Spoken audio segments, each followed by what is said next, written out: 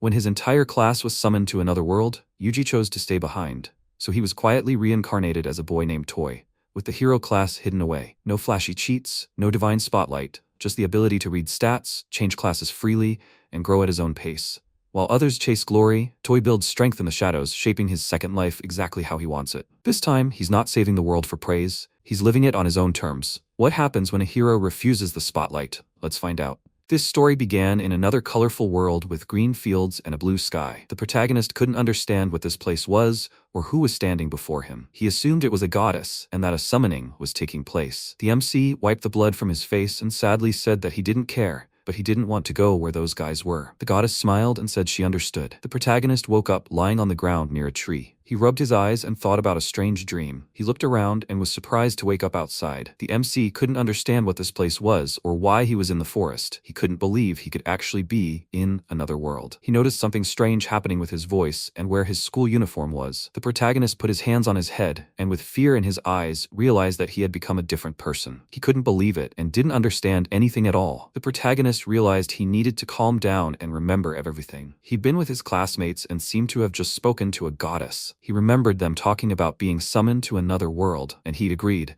only specifying that he'd go without them. The protagonist placed his hand on his chin and considered whether he'd been sent separately because he'd been stubborn, and whether it wasn't a summoning at all, but rather a rebirth. He decided he needed to look at his face first, and peered into the river's reflection. He was surprised to see that he had an incredibly cute face, fair skin, a frail body, and his height seemed to have shrunk. MC touched himself and realized he had breasts. He thought with a frightened expression that his elephant had disappeared, and looked down into his pants. He calmly exhaled, confirming that the elephant was still there. The protagonist smiled and remarked that it felt strange to be in such a body, even a little sinful. Panicked, he remembered he had a backpack and decided to check his equipment first. He opened the backpack, took out everything it contained, and began examining it. MC realized he had some food, some basic items, and some money, though he had no idea how much it cost. He frantically searched for a weapon, as monsters could appear at any moment. The protagonist saw something appear in front of him and realized it was the item box, containing various swords, a shield, a breastplate, and a potion. He realized he was saved, but remembered that according to the light novel, there should also be cheating skills. The protagonist commanded his abilities to appear, and his status appeared before him. In anticipation, he decided to check his status and realized his stats were very weak. He saw unique skills highlighted in color and looked at his own. Detailed analysis. Low. Item box. Low. With a sad expression, the protagonist realized that his only unique skills were the item box and detailed analysis. He remarked that this was a classic. Tears welled up in his eyes, and he assumed that information was most important in this world, so he decided to think positively. MC decided he should analyze everything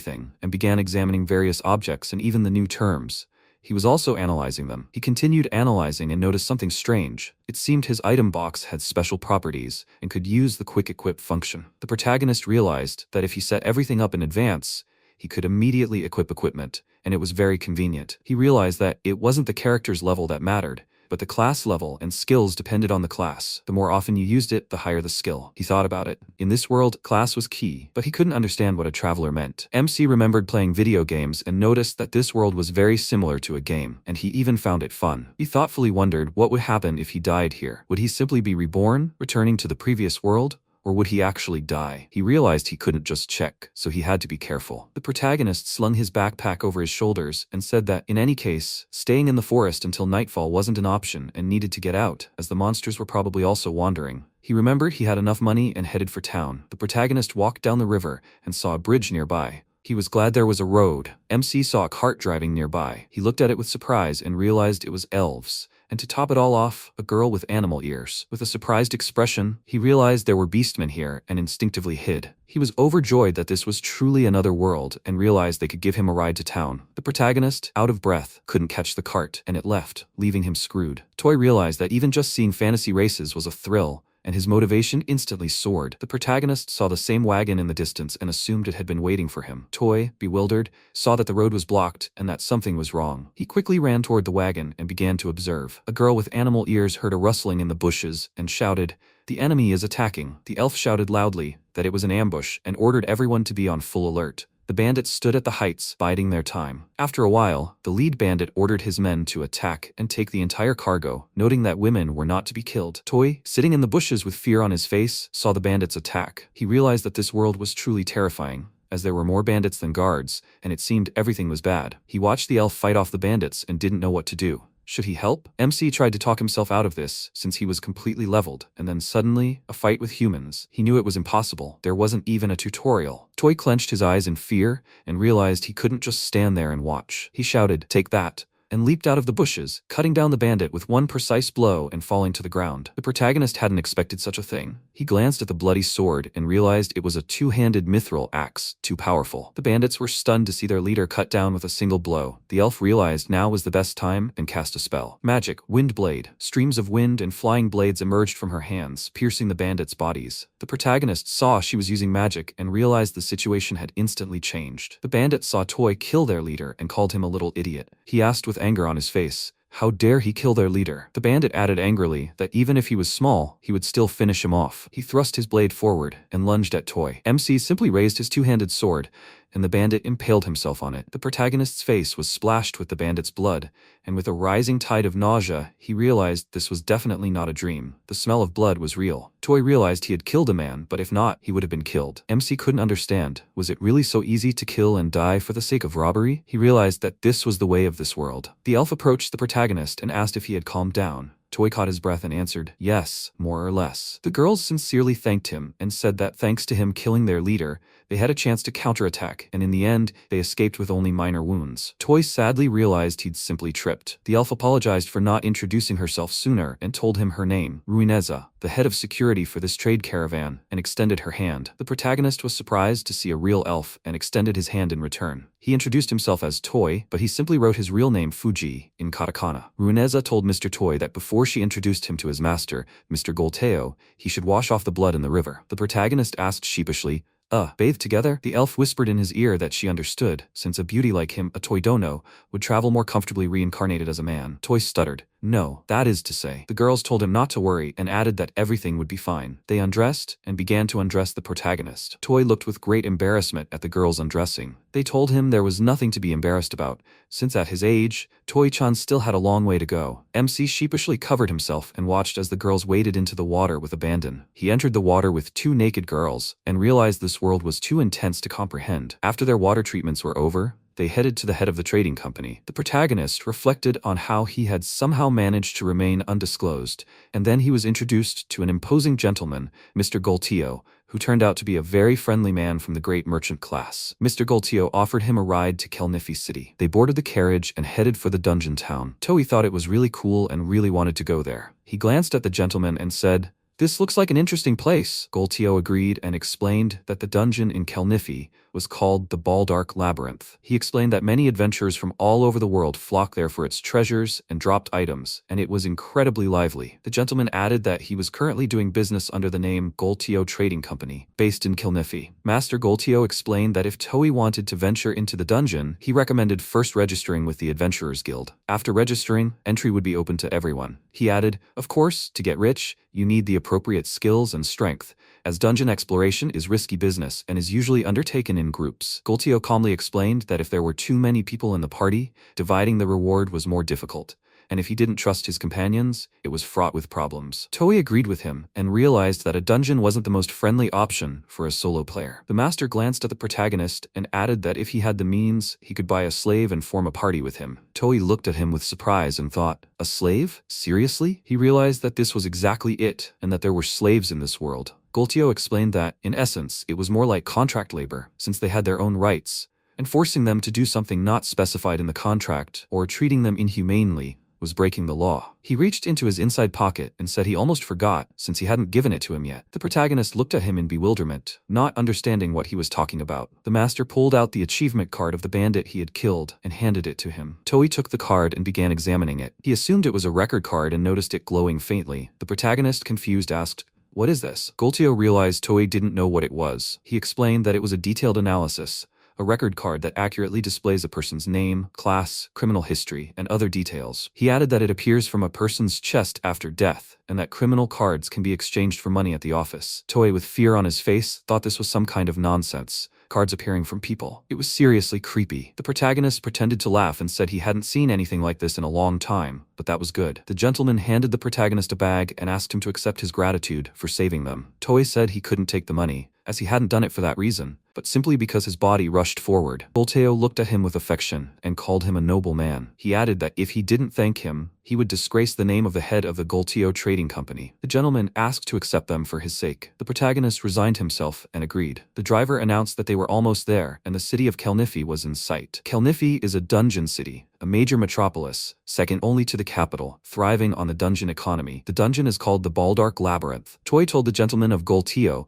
that he planned to stay in the city for a while. The gentleman personally escorted him to the recommended permanent courtyard and then paid several months' rent in advance. The protagonist looked up and realized that he really did like it. Toy entered his first home in another world and remarked on the pleasant atmosphere. He approached the bed and was about to lie down, but realized that his clothes still smelled of blood and needed to be washed before bed, so he went to get a basin. MC remembered the landlady saying there was no running water in this town, using magic circuits with water-based magic stones as a substitute. Toy realized there was of course no soap here, so you'd have to wash with plain water. The protagonist sat naked in front of the basin and realized the blood wouldn't come out without soap. MC knew baths were a luxury here, with only a few public baths in the city and private ones reserved for the nobility, who usually just wiped the body with a damp cloth. The toilet was just a pit with a bucket underneath, no flush, and paper was expensive, so they used leaves. The protagonist realized that even this hotel was apparently considered decent. He'd expected difficulties, of course, but the infrastructure in this world was simply awful. Toy crawled under the blanket because he was very cold. He didn't have a change of clothes, having washed his only set. He knew he wouldn't even be able to eat like this, and he really wanted some hot rice. The protagonist sneezed from the cold and remembered he needed to check his money. He'd received 10,000 girls from the goddess's starter gear, and another 10,000 girls from Golteo. He realized that, based on what Golteo had told him and what his analysis had revealed, the girls in this world were roughly equivalent to 1 Japanese yen. He thought about it, did the math, and realized he currently had 600,000 yen, enough to buy anything. MC realized he needed to spend it wisely, or it would all disappear. He put the money away and decided that the first thing tomorrow would be buying a change of clothes. And if he was going to venture into the dungeon, he'd need better armor. Toy sat on his bed and looked out the window, thinking that they were probably in this world too. He let out a sad sigh and realized he didn't want anything to do with them. Not with them. Not really. Anything to do with that world. MC wants to forget everything, because the very memory makes him sick. He clenched his teeth in anger, because he didn't want to have to experience that even in this world. He decided that he was no longer Fujiyuji, but now Toy. He sadly tried to forget about the boy named Fuji and think only about the future. The protagonist gathered his thoughts and decided that in this world, he would live as Toy. He raised his fist above his head and decided that this solo game was now his everything, and he would get everything he could from this world. But after such a busy day, he was exhausted and really wanted to sleep. Toy almost fell asleep and saw a new item in his analysis, which said that due to the increase in skill mastery, functions had been expanded. Detailed analysis, status management, and class customization. He was delighted because now he could change his current class at any time. The protagonist realized he could no longer keep his eyes open and fell into a deep sleep. The city had fallen asleep a few hours earlier, about a few kilometers from Kelnithia, in the capital city of Malgus. Princess Ermerda was yelling at her subjects, unable to understand what all this meant. She angrily asked, "Are they sure?" Her subjects replied that they were absolutely certain, as they had double-checked several times and there was no mistake, as there were several hero class summoned from another world. The princess covered her face with her hand, sadly unable to understand, as they had been summoned to save this kingdom. The crowd was surprised by how strange the people here were, and how they even lived without smartphones. And among the heroes, someone turned out to be a criminal? Fuji's classmate noticed that he was missing. She thought he had been with them all this time and didn't understand where he had gone. At this time, Toy was sleeping in his bed, as he was a reincarnated hero. A classmate, her face filled with worry, thought about how she hadn't been able to properly talk to him and hoped for the opportunity to see him again. She imagined he was somewhere else, alone and struggling. She slapped herself and realized it was pointless to dwell on it, as she needed to do everything she could first and then look for him in person. She silently asked him to wait for her. In the royal capital of Margus, Princess Ermerda stood before a prisoner, staring at him with a stony gaze. The prisoner angrily asked, "Who are you trying to teach?" He added that he didn't care whether she was a princess or someone else, since she was only giving orders, and calling him a criminal. He asked who they were to lecture him. The prisoner added that they had summoned them without permission, and then claimed they didn't know how to get them back. He looked her in the eye and angrily asked, "Are they kidding me?" The princess looked at him silently, lowered her gaze, and asked him to take it easy, because as she had said, it was a request, not an order. She added that they had been summoned to save the kingdom from an impending threat,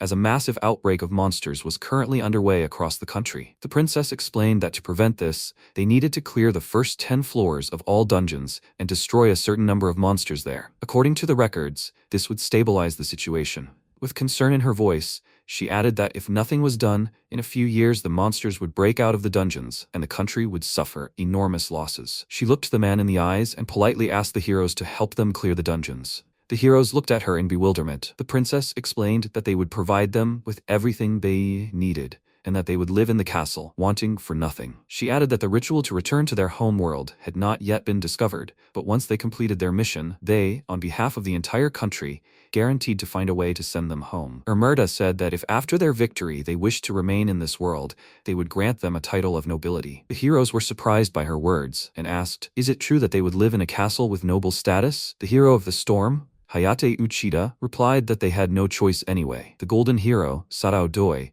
with a dissatisfied expression, said that he didn't care whether it was a dungeon or something else, and asked for someone to crush already. The princess's bespectacled assistant tried to stop them, saying they needed to undergo a training course about their world first, and then train in combat and magic for the first month. He added that it was for their own safety. The fire hero, Shinji Akaba, told him to shut up, because they would do everything their own way. He clenched his fist, and fire began to erupt from it, adding that he already wanted to test the hero's capabilities. The princess's guard asked Her Highness to step back, saying that even if they were heroes, this was too much. The princess silenced the guard and said that if anyone wanted to go straight to the dungeon, they should form teams and try it out while they prepared equipment for them. The guard quietly asked the princess if she was sure. The princess snorted approvingly and said that if they wanted to, they could do as they wanted. After all, it was better this way than if they turned their power against them. The alchemist, Sayaka Itsukushima, approached the princess and said it seemed they should have another companion, and asked if she knew what had happened to him. The princess replied that, unfortunately, she didn't know, as they hadn't known in advance how many people would be summoned,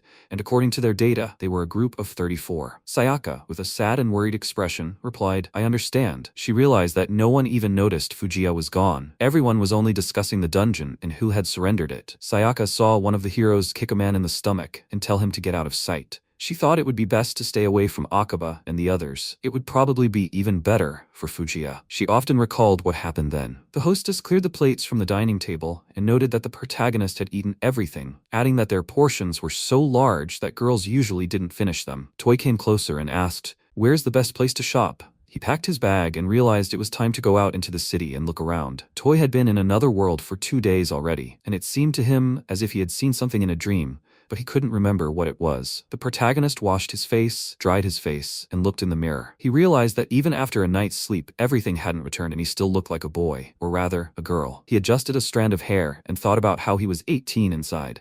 But would his face pass for younger? The protagonist pulled his shorts over his legs and thought that since he had been reborn, it was better to be a completely different person, and maybe even easier, not to drag his past life along with him. He thought about it and decided to enjoy this world as Toy. MC came into the kitchen and saw a huge, juicy steak on the dining table. He thanked the hostess and said it was very tasty, adding that it was a good inn and that he should thank Gultio-san. Toei cut himself a piece of steak and thought that while he was staying here, he needed to figure out how to make money. He decided that since he was in a town with a dungeon, he should make exploring it his immediate goal. MC sat down at the table with a mug in hand and began thinking about what he had seen last night, and realized that it looked like his skills had been expanded to include status customization and class management. He decided to first figure out status customization, and realized that it looked like he could freely distribute STP stat points. Toei saw that his STP was currently 0, so it didn't matter right now. It would probably come in handy after leveling up. MC glanced at the next item, class management, and realized that it was much more important. Usually, in this world,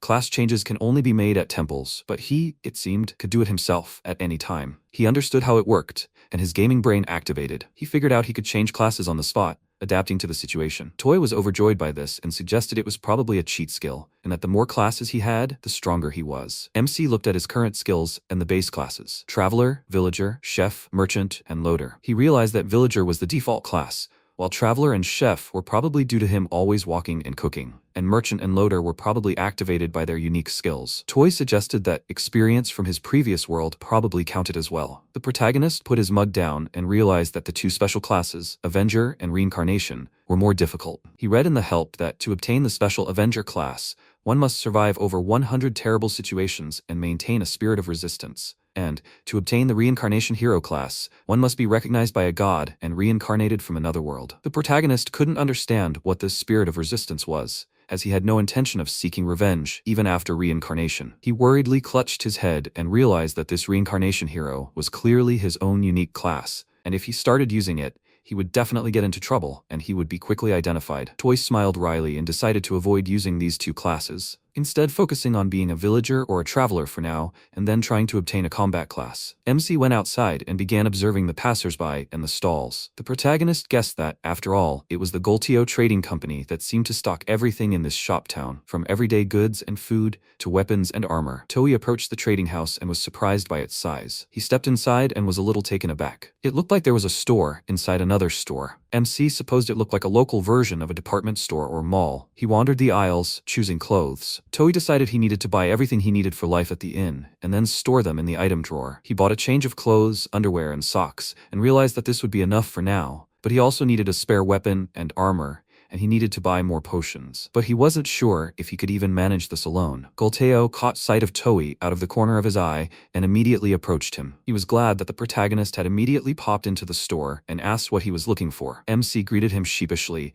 and told him he was starting to prepare for a solo dungeon expedition and was considering the best options. The gentleman scratched his beard and asked for a moment. Toei didn't understand what he meant and followed him into the basement. He asked, "Where are they?" Golteo stood in front of a barred door and said that this was the floor where they kept slaves. The protagonist, frightened, explained that he had no intention of buying anyone. The master looked him in the eye and said that he knew he wasn't thrilled with the idea of slavery, but it was better than risking it alone. He showed him some slaves and told him that they even had those who had been in the dungeons before. The master added that if a slave is bound by a magical contract, they needn't fear betrayal, and considers paying for peace of mind a reasonable price. He asked, "What's the matter with that?" and suggested that he just take a look. Perhaps he could find some clues. Toei hesitated and sheepishly considered simply taking a look. He thought sadly about slaves sounding unpleasant and maybe being normal in this world, but buying someone's life with money. MC didn't want to be like those idiots. He remembered some saying that sometimes both a family and a person survive only by being sold into slavery, as slaves are divided into voluntary, those obligated to pay off a debt or work off a sentence, and controlled, those convicted of serious crimes. The trade primarily uses voluntary slaves, as discrimination against slaves is illegal. He considered the idea that if you think of it as a hiring system, maybe it wouldn't be so bad. Moreover, the money came from Golteo anyway. Toei wondered, since he had the resources, maybe he should try hiring someone? He approached the barred door and saw two slaves. The slave called him Cutie and asked if he'd like to be her master. A muscular slave stood nearby and said that he could help him every night until the morning. Toei was surprised and speechless at what he saw, simply staring at them silently. Golteo laughed and warned, "Just in case, they're so expensive." He added that, within Toei's budget, the only people allowed into the dungeon were the slaves on this list. The protagonist asked to see the list. Swordsman, level 8, Spearman, level 7, Heavy Fighter, level 9, Scout, level 7, Loader, level 8, Priest, level 7. MC was surprised that even this list of slaves included a priest. Golteo told him that they were all entry-level explorers, with single-digit levels, but even so, they were stronger than any new peasant explorer. He added, if he needed someone higher level, perhaps it would be better to look directly through the Explorers Guild. Toei put his hand to his chin and considered that while he himself was a melee fighter with a sword on the front lines, if he were to hire one, maybe he'd be better off with a tank or a healer. He glanced at the slaves and realized he didn't like something about them. 2 million yen didn't seem like a good deal, considering a heavy fighter costs 200,000 girls and a priest 220,000 girls. He remembered the elf and asked, is there anyone like a mage, for example? Golteo held a book in his hand and explained that mages are rare, so becoming a slave is extremely rare, and at the moment, unfortunately, there's no one he could recommend. The protagonist asked in surprise, so he doesn't recommend anyone, but there must be someone, right? The master glanced at the book and replied that among the slaves under his control who had committed serious crimes, there is a mage. The MC, surprised, asked, is he not recommending her because she is dangerous? Golteo looked him in the eye and replied that it wasn't because of danger and offered to take a look at her. He added that in her case, the reason was different, and no one wants to take her even for a pittance. The protagonist wondered in surprise, what? Is this some kind of flag-raising scene? He supposed she might be a difficult but charming tsundere and would eventually become attached to him. They approached the bars, and Golteo explained that the real problem was that this sorceress was over 300 years old and couldn't be relied upon as a labor force. Toei looked at her in surprise and realized that this was beyond his wildest imagination. The gentleman explained that she had experienced an explosion during magical experiments, and the entire area was swept away by the blast wave. Golteo added, she herself says it was an accident and doesn't seem to be a villain, but there is damage and a sentence of another 100 years. The MC was surprised to hear the words 100 years. The gentleman explained that she has elven blood, which is why she lives so long, and according to the law, tomorrow she will be sent to forced labor in the mines. Toei understood that at her age it would be difficult for her, but she only had a few days left. MC adjusted his hair and thought, I'm in trouble. He turned to Mr. Goltio and asked if he could talk to her. Goltio calmly replied, "If you want." Toei approached the bars and greeted the grandmother. He introduced himself and asked if he could know her name. After a few seconds of silence, she replied, "Annalisa." He asked her if there was a place she'd like to go. The grandmother replied in a quiet, hoarse voice, "If possible, I'd like to go to the dungeon again." Toei understood and decided he was buying her, purely for himself. The protagonist placed her on his back and carried her toward home, thinking that, ultimately, even after reincarnation, he was still the same and hadn't changed at all. MC wondered what he was doing and remembered how back then, he too had carried his grandmother on his back from the hospital. Goltio asked, perplexed, "Is he really sure about that? The slave's owner is responsible for their upkeep, and if they sign a contract, they'll be responsible until the very end." The protagonist signed the contract without hesitation. Toei considered how spontaneous he'd been. He'd seriously bought a slave on the second day after rebirth, and an old woman at that. He continued carrying her on his back, thinking that since he'd already bought her, there was nothing he could do about it. He could think about what to do next tomorrow. MC knew he had enough money for now, and for a small extra fee, she could live with him at the inn. So, for now, feeding her wouldn't be a problem. He laid her on the bed and decided she would sleep on it while he slept on the floor. And even if they slept together, nothing would happen. The protagonist thought it would be creepy to wake up and find her cold next to him. At that moment, he couldn't even imagine that this old woman named Annalise would actually turn out to be an incredibly valuable person. 3 days after his reincarnation, Toei woke up on the floor and saw an old woman standing over him. He was a little startled to see her looming over him. She asked him to forgive her, as she had taken over his bed. He remembered that he had bought this old woman a slave. He laughed and said that she had scared him a little, but that everything was fine. He asked how she was feeling. The old woman replied with a smile that thanks to him she was feeling much better. MC heard scary sounds and asked, "Was that a stomach ache?" He realized she was hungry and said that they would eat now. The hostess set the table, and the protagonist saw that the fish dishes were also in huge portions and offered to split it in half. The old woman devoured all the fish in a few moments, which greatly surprised the protagonist. He swallowed a piece of bread and offered her a meat dish. Toei watched as she bit into the steak with her teeth and ate the bread. He wondered in surprise, was she really an old woman? Judging by her teeth, she's still strong. MC looked her in the eye and said, "You know, Grandma." The old elf muttered that she wasn't his grandmother. He called her Annalise-san, but she added that he could omit the san. He addressed her by name and asked if she had much experience in dungeon exploration. She finished chewing her piece and replied, "In a way, yes." The protagonist was delighted and said he'd like to ask her about everything dungeon-related. Grandma agreed and said he could ask anything. MC stared at her, thinking about how she'd looked so weak yesterday and whether she'd perked up from avoiding being sent to the mines. Or maybe she was just hungry. Toei learned that Annalise was a high-level mage, and although she could barely walk and looked frail, he was definitely no match for her in terms of stats. She told him various stories, and he thought about her wealth of experience and knowledge. He realized she was a veritable encyclopedia of a grandmother. She told him everything he needed to know as a newbie, from equipment and rules for dungeon exploration to registering with the Explorers Guild, and even the procedure for exchanging criminal cards for money at the administration office. The protagonist and Annalisa entered the Adventurers Guild tavern and watched the warriors from above. MC learned that the Explorers Guild was mostly melee warriors, and almost no one had a bow, as archers usually serve in the army. Arrows are expensive, and individual explorers quickly go broke. He added that they were used by the rich and noble, but they usually avoid dangerous dungeons. Annalisa explained that the average group size was 5 to 6 people, which was optimal for the balance of power and distribution of loot. Toei asked with a smile, "So, going into a dungeon alone is too risky?" The old woman replied that it was reckless, and that at the very least a scout was needed, as newcomers easily perished from traps and sudden monster attacks. They ordered a mug of beer, and the protagonist said that first they'd have to ask to join a group. In his mind, he really wanted to avoid the risk of his reincarnation being revealed. The old woman sipped her beer and replied that if she was with him, everything would be fine, since she could detect traps and monsters with magic. The MC asked in surprise, "Can she even do that?" He considered the implications. A mage could fulfill several roles at once, and then it became clear to him why they were so valuable. He looked her in the eye and said that taking her into the dungeon with him would be difficult anyway, and it would probably be better to leave her waiting at the inn, as walking through the dungeon with a granny on his back was torture. The old woman compassionately and politely asked him to let her come along, adding that if she became a hindrance, he could leave her right there. She added in a hoarse voice that she simply had to get into this dungeon, please. Toei smiled sweetly and placed his hand on hers. He agreed with her and said they would go together and try their best. The next day, they arrived at the square in front of the portals of the Baldark Labyrinth. The protagonist was overjoyed to finally get here, as this was his first dungeon. He and the old woman passed through the portal and reached the first floor. He noticed it was more spacious than he thought and brighter than expected. Annalise explained that this place was called the entrance floor,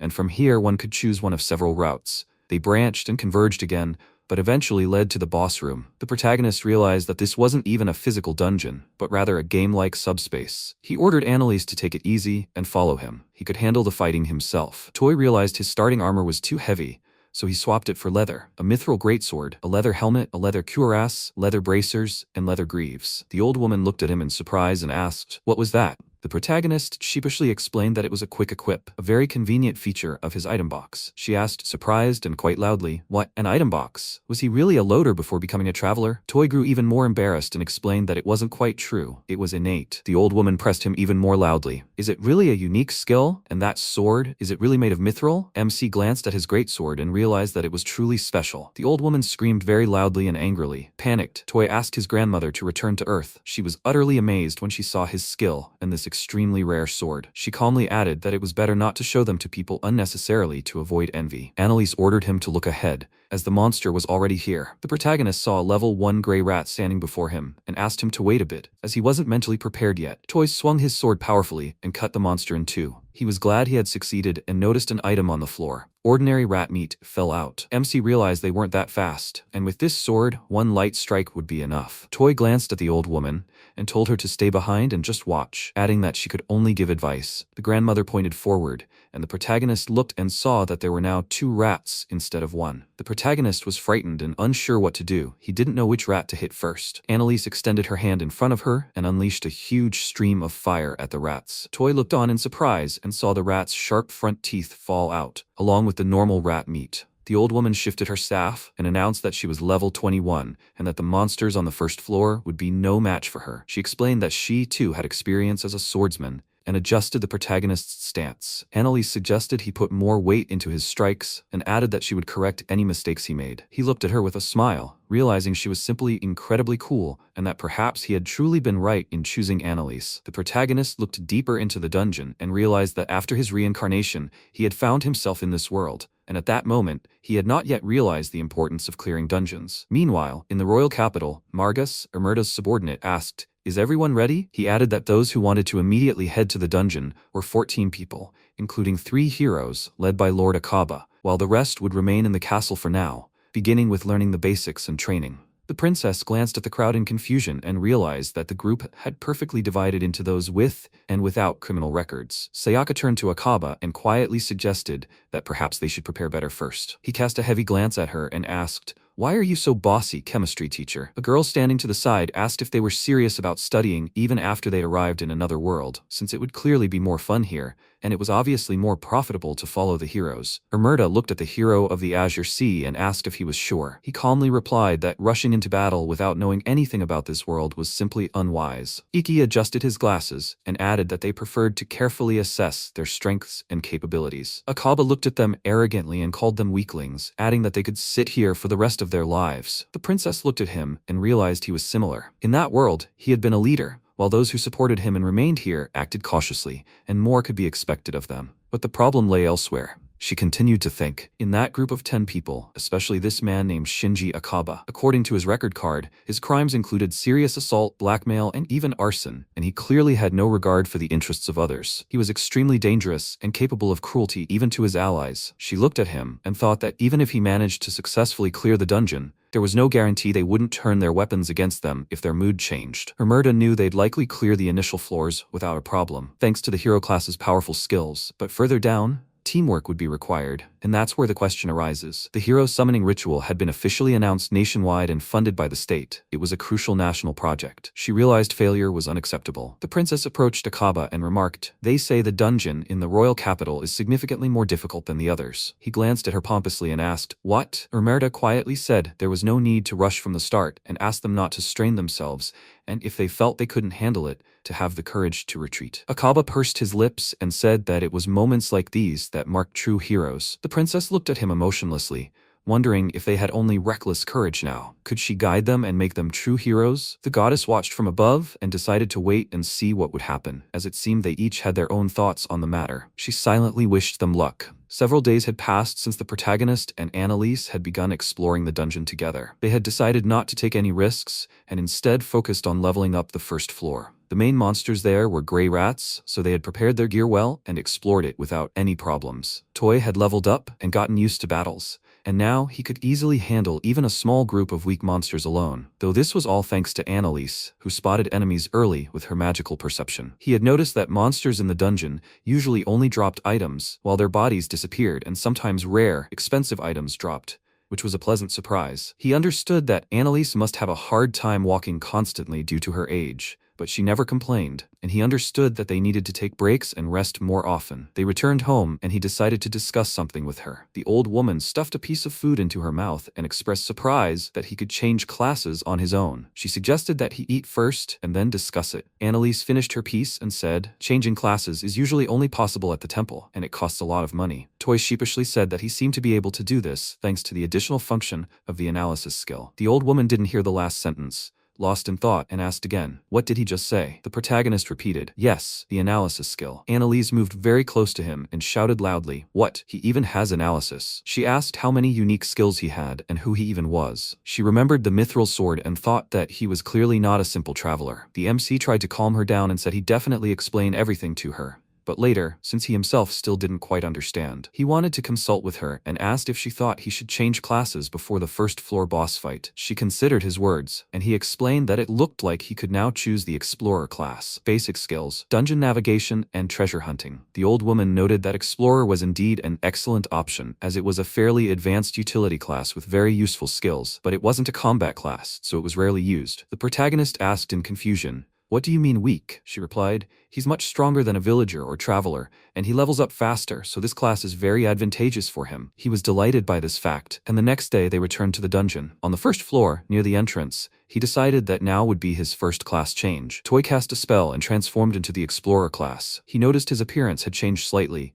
and he now had glasses on his forehead, which looked incredibly cool. The old woman glanced at him and thought, "How cute!" He decided to test the dungeon movement spell, and a door appeared in front of him. MC opened it, thinking it was a door to another dimension and that anything was possible in this world. He walked through the door and was very surprised to find himself right back where they'd come from last time. Annalise looked at the doors and said it looked like they could be placed anywhere they already existed, but they would disappear after one use. The protagonist was very surprised by this class and realized it was a real cheat skill. He noted that it did consume a fair amount of magic power, but it would be enough for the return trip, as it would save them a lot of time and, most importantly, would significantly ease Annalise's workload. Toy wondered why no one was using this class, and realized that it seemed like this Explorer class was typically used by experienced adventurers for quick clearing, and he must have accidentally fulfilled the hidden conditions. Reach the 10th floor of the dungeon, or defeat more than 10 monsters alone on the first day of exploring the dungeon. The protagonist turned his head to the side and saw Annalise fall to the ground, her soul ejected from her body. He shouted loudly, "Wait, Annalise, come back to Earth." She stood up and, breathing deeply, said, "I almost died." She apologized, adding that she'd been so surprised that she'd almost forgotten how to breathe. The old woman looked him in the eye and asked him not to reveal the class change or dungeon movement to anyone, as that was the source of the problem. The protagonist agreed, and they continued on. He remarked that the new class seemed good and that they could finish early today. Toy thought about sorting out the item box, but saw the old woman deep in thought. He asked her in surprise what had happened and what she was thinking about. Was she hungry? Annalise lowered her head and added, "I apologize for asking a question unbecoming of a slave." She looked him in the eye and asked, "He's a hero, right?" Shock gripped the protagonist, and he replied with embarrassment, "No, of course not." Annalise calmly told him that before she was sent here to Kelnifi, she was a slave in the capital, and that's when she heard rumors of a large-scale hero summoning in the capital. She added that possessing several unique skills is extremely rare, perhaps one in tens of thousands, and completely impossible for an ordinary person, so she thought perhaps he was connected to heroes. MC realized he was practically exposed. The old woman apologized and asked him to forget her words, as he had noticed someone like her, and even brought her here to the dungeon. She added that no matter who he was, he would always remain a benefactor to her. She looked at his sweet face and said she didn't know how much longer she had left, but she would be grateful to him for the rest of her life. He glanced at her and wanted to confess, truly. The protagonist didn't have time to finish and realized he was feeling something. He looked away but didn't understand anything. The old woman asked, "Is something wrong?" Toy said he wasn't entirely sure, but it seemed his treasure hunting skill had activated. He approached the wall and realized it was somewhere there, behind it. The old woman touched the wall and replied that with her magical perception, she couldn't see any hidden doors. The protagonist knocked on the wall a couple of times and wondered if he could physically break through it. Annalise suggested he try, holding her hand out in front of her and naming a spell. Physical magic. Hand of mana. A huge hand appeared behind her and smashed a large hole in the wall. The protagonist peered into the hole and saw some space there. realizing it was a secret room. The old woman and the protagonist saw a beautiful large treasure chest. Toy glanced at it and remarked that it looked very expensive. Annalise said it was clear at first glance that it was a high-level chest and said that chests are extremely rare on the first floor of the dungeon. She scanned the area with her magical perception and didn't sense any traps, but added that simple mechanical traps like poison needles were possible and offered to open it herself if he was unsure. MC scratched his chin and said everything was fine. He didn't know why, but he felt like this chest was meant specifically for him, and he decided to open it himself. Toei opened the chest, and a bright light illuminated his face. He noticed that it opened easily, revealing a vial inside. The old woman's expression changed in an instant, her eyes widening and her mouth open. The protagonist saw that it was transparent and assumed it might be some kind of potion. Annalise fell to the ground in surprise, unable to believe it actually existed. Toei couldn't understand what was happening and kept asking what it was and how rare it was. The old woman told him it was a curse removal potion, which completely removes any curses and magical anomalies. It works when consumed orally or applied to the body. It is created exclusively in dungeons and cannot be produced artificially. It is incredibly rare, and the market price exceeds 100 million girls. MC, surprised, asked again, "What millions of girls?" He immediately converted the amount into yen in his head. Toy realized that this was precisely the reason she was so eager to get into the dungeon. He quietly asked, was she specifically looking for this potion? Annalise burst into tears, covered her eyes with her hand, and answered, yes. She told him that after her body became like this, she could no longer properly explore the dungeon and tried to create one herself, but ended up with a terrible disaster. The protagonist extended his hand with the potion toward her and said that it meant she truly was this now. The old woman cut him off and said that this was an incredibly rare potion, appearing on the market once a year or even less often. With tears in her eyes, she told him to take it to Golteo and exchange it for money. It was enough for her that it existed, and perhaps someday, she would be able to buy it herself, if that were possible. The protagonist looked at her with pity and sadness. He thought that if he waited for that to happen, a long time would pass. She hoarsely asked him to think about it calmly, because if he sold it, he could hire as many people as he wanted, and that wasn't something he should spend on a simple slave for 200,000 gorillas. He looked at her and quietly said, I see, I understand. He asked her, so she wants him to spend it on himself? Toy said that then he wouldn't exchange it for money and opened the jar. Annalise didn't understand what he was going to do. The protagonist tipped the jar of potion over her head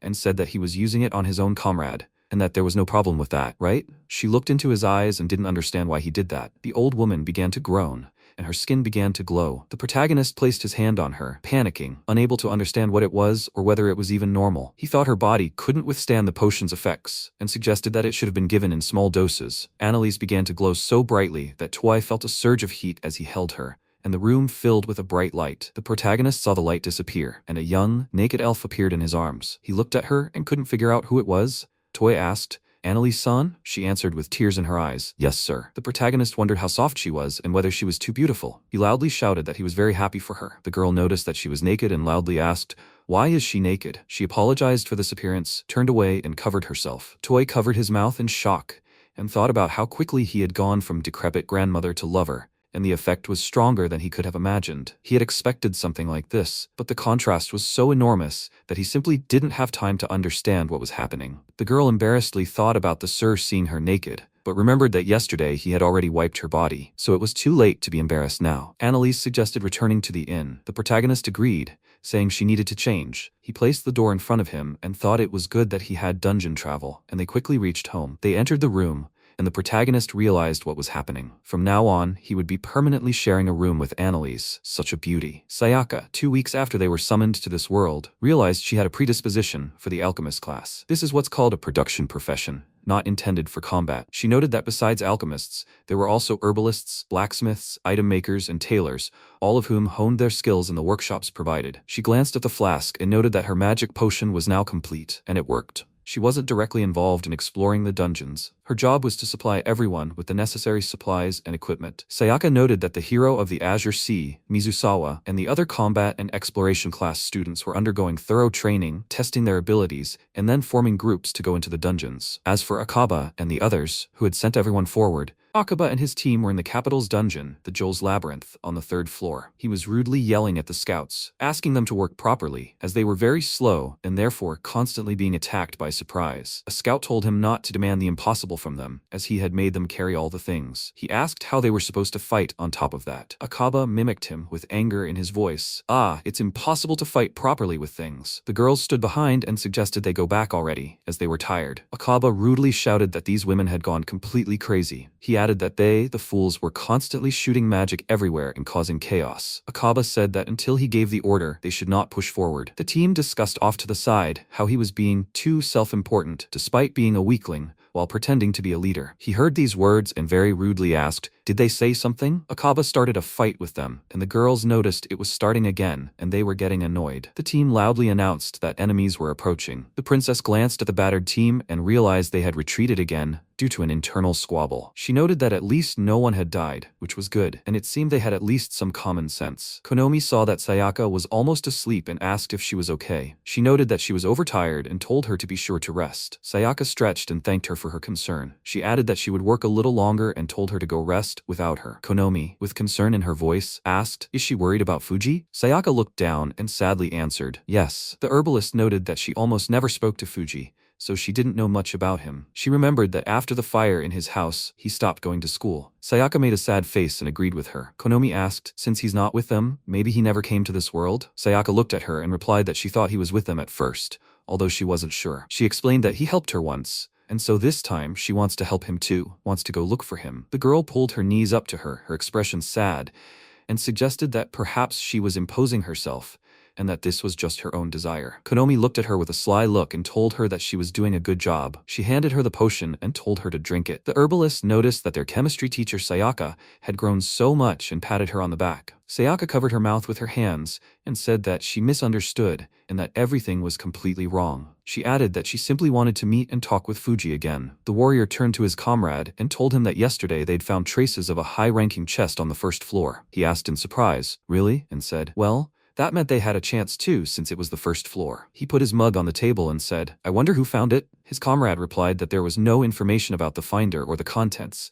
but no one was obligated to report it to the guild. The warrior replied that he, too, would have kept quiet if he'd found treasure, noting that someone was very lucky. The protagonist woke up with a loud scream in the inn and thought it was a dream. He yawned and thought it was some strange dream, like Annalise. Toy felt something soft under his foot, looked around, and remembered that Annalisa had grown younger and noticed her beautiful figure. MC noticed that after last night, Annalise, probably relieved to be young again, cried like a child, and this wasn't surprising, since she was finally freed from the fear of dying at any moment from old age. She pressed herself against his chest and sobbed loudly, apparently all her pent-up feelings bursting out at once. The protagonist even wiped her body with a wet towel, and since she refused to let go, he had to sleep with her until she calmed down. He thought uncertainly that, of course, nothing had happened, probably. Toy woke Annalise and called her to breakfast, because he still needed to go shopping. He yawned and handed her his spare clothes. The girl stood up, rubbed her eyes, and looked down. She saw that she was naked and blushed deeply, embarrassed. She immediately fell to her knees and began begging the master for forgiveness. She couldn't believe they had done this. The protagonist tried to calm her down, but she continued screaming. She howled tearfully. If a slave like her were given a curse-removing potion, she wouldn't be able to repay his kindness even in 300 years. Toei asked her to stop and not think about gratitude or debt. He added that they would forget all this talk about slaves and masters. There was simply someone in need of help, and a potion was nearby. MC handed her a handkerchief and said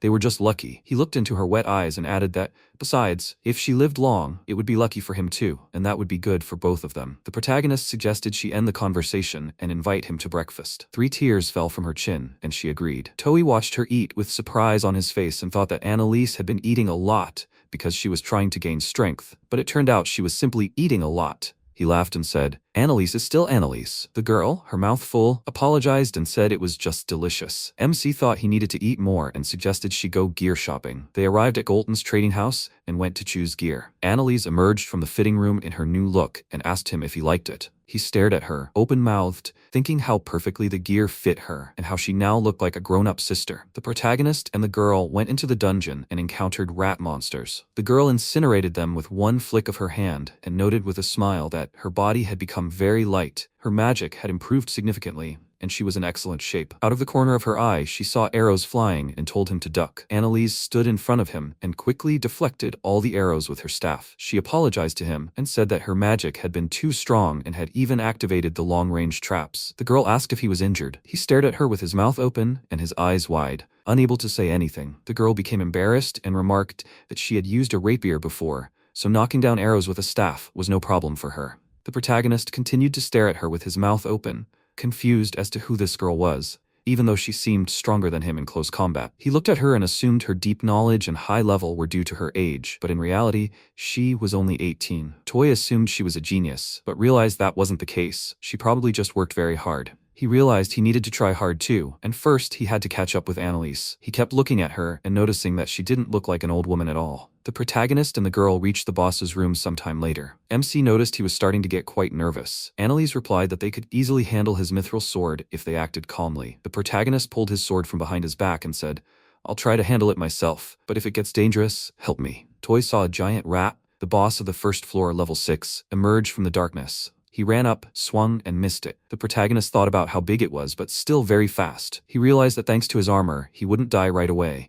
and they had plenty of greenery too. MC decided to focus on defense and evasion first and study its movement. Toy studied its attack pattern and realized it was a magical creature, and its attacks had a specific sequence. 2 scratches, then a full charge. He decided to counterattack right then, after the charge. The rat slammed its head into his mithril sword, sending him flying into the wall, then reared up on its hind legs and vanished. He realized he'd succeeded and won alone. Annalise sat down next to him and rejoiced. He glanced at his status, which read, Baldark Labyrinth, first floor completed, boss drop, elite rat meat, large rat tail. MC happily noticed his explorer level had risen to 4th. A notification appeared in his status bar stating he'd fulfilled the requirements for a new class, and he rejoiced. The protagonist raised his head and sank into a state of complete euphoria. He realized that exploring a dungeon was so much fun, and no game could compare to such a feeling and the joy of achievement. He thought about it and wanted to test out the new class, but while he remembered the feeling of the boss battle, he wanted to fight it again. He asked the girl, "Is the boss room one way?" Annalise explained that if you enter from the other side, the boss won't appear, as this is considered a return route. Until you exit the dungeon, you can't return to the 2nd floor. In other words, you can only fight the boss once per day. The protagonist remembered dungeon travel and decided to try that. He realized that if he returned to the boss's room via dungeon travel, the boss might appear again. They entered the room and saw that it worked as expected. He realized he could now quickly repeat the boss battle to level up and loot items. The protagonist slashed the boss again and again, leveling up, with Annalise helping him along the way. Toy returned home and said he was very tired, having completed more than 10 runs and used all his potions. He was delighted to see that his stats had increased significantly, reaching level 6 as an explorer. He thought about how hard it had been, but the loot and experience were incredible. Elite rat meat, 11, curved teeth, 5, large rat tail, 8, large rat liver, 2, lucky tail, 1. Annalise glanced at the gentleman and added that even though he was new to the dungeon, his skill with skills was amazing. The girl added, although he was still unsure how to use a sword. Toei yawned and closed his eyes, wondering if this was just knowledge from his past world, but realized it was better not to think about it. They sold the loot and now they had money. The protagonist looked at her and suggested they eat out somewhere today to celebrate her healing. She took his hand and quietly whispered in his ear that someone had been following them ever since they left the guild. Toei was surprised and asked, his eyes wide, "What?" Annalise looked at the protagonist and said they were indeed following them. According to her perception of magic, there were 3 of them. The protagonist asked who they were and began to worry that it was someone from the old world. He began to worry about what he had done and what could have given away his reincarnation. The girl told him she didn't think it was anyone from the guild or guards, as they were following them quietly, without attempting to speak. She suggested they were probably bandits. Annalise added that she didn't know who they were, but if they found out where they lived, there could be problems. She suggested they break away from them in a crowded place. The protagonist quietly remarked that if he caught even a glimpse of them, he could figure them out with his assessment. He decided to stop in and buy some fried squid at the shop. The shopkeeper greeted him and the protagonist made a detailed assessment and realized they were thieves. They returned home calmly, and Annalise checked from the window to make sure everything was okay. She sat down next to him and told him everything was fine and there were no other suspicious people in the area, but just in case, they would eat in the room today. MC remarked, it's a good thing he bought squid. He put his hand to his chin, unable to understand why they were targeting him. Toy assumed someone had seen him open a rare chest, Or maybe he looked rich? Annalise replied that she didn't think so, as she would have noticed right away if someone had been nearby when they opened the chest. It dawned on the protagonist, and he seemed to understand why they were being followed. He told her about how, on the way to town, he'd cut a gang leader in half on the road. Toy blushed and said it was an accident. He told her how he and Goltio had come across bandits attacking his convoy, and he'd joined the guards. They fought them off, although the guards had defeated almost all the bandits. He pulled his knees up, thinking anxiously about how they'd killed everyone back then. But could any of them have survived and escaped? Annalise clarified. So they hold a grudge, believing the master to be to blame for the failure of their attack? She added that if that were the case, they were in serious trouble. The protagonist asked, perplexed. What? The girl explained that most of the criminals and scoundrels in this city were connected to the Shaldina gang. She added that it was an organization that engaged in robberies, assaults, murders, and the resale of stolen goods. Toy gritted his teeth, thinking it was some kind of mafia. Annalise explained that it wasn't really a personal matter, but that he damaged their organization's reputation, and now they were obliged to take revenge. The girl explained that they had their people everywhere, resorting to bribery and threats, and probably found out who he was through the guild or the exchange of information cards. Toy, perplexed, asked her to stop and asked, "Isn't this too much?" He added, "Can't the authorities and guards do anything about this? MC simply helped people, and now they're persecuting him." Annalise explained that the ruler of Cernifi was an honest man and strict with criminals, but he couldn't easily deal with crime, as the city attracted people dreaming of getting rich underground, where criminals could easily hide, and ordinary people often resort to petty crimes for money. The protagonist stared at her with his mouth open and listened attentively. He realized that even the guards couldn't be trusted, as they could have been bribed, and that was bad enough. Toy closed his eyes and thought about how he always messed up and again got into trouble without considering the consequences. Annalise placed her hand on his and told him he did the right thing. She added that thanks to him saving Goltio, she was able to meet him. He glanced at her and thought about what she was like. The girl raised her fists and added that, besides, there was no need to worry. No matter how many of these thieves came, she would send them all back. Toy grinned and asked, smiling, "What?" Annalise explained that thieves were only dangerous in numbers. Alone, they posed no threat. She raised a finger and explained that it was a profession acquired automatically upon committing a crime,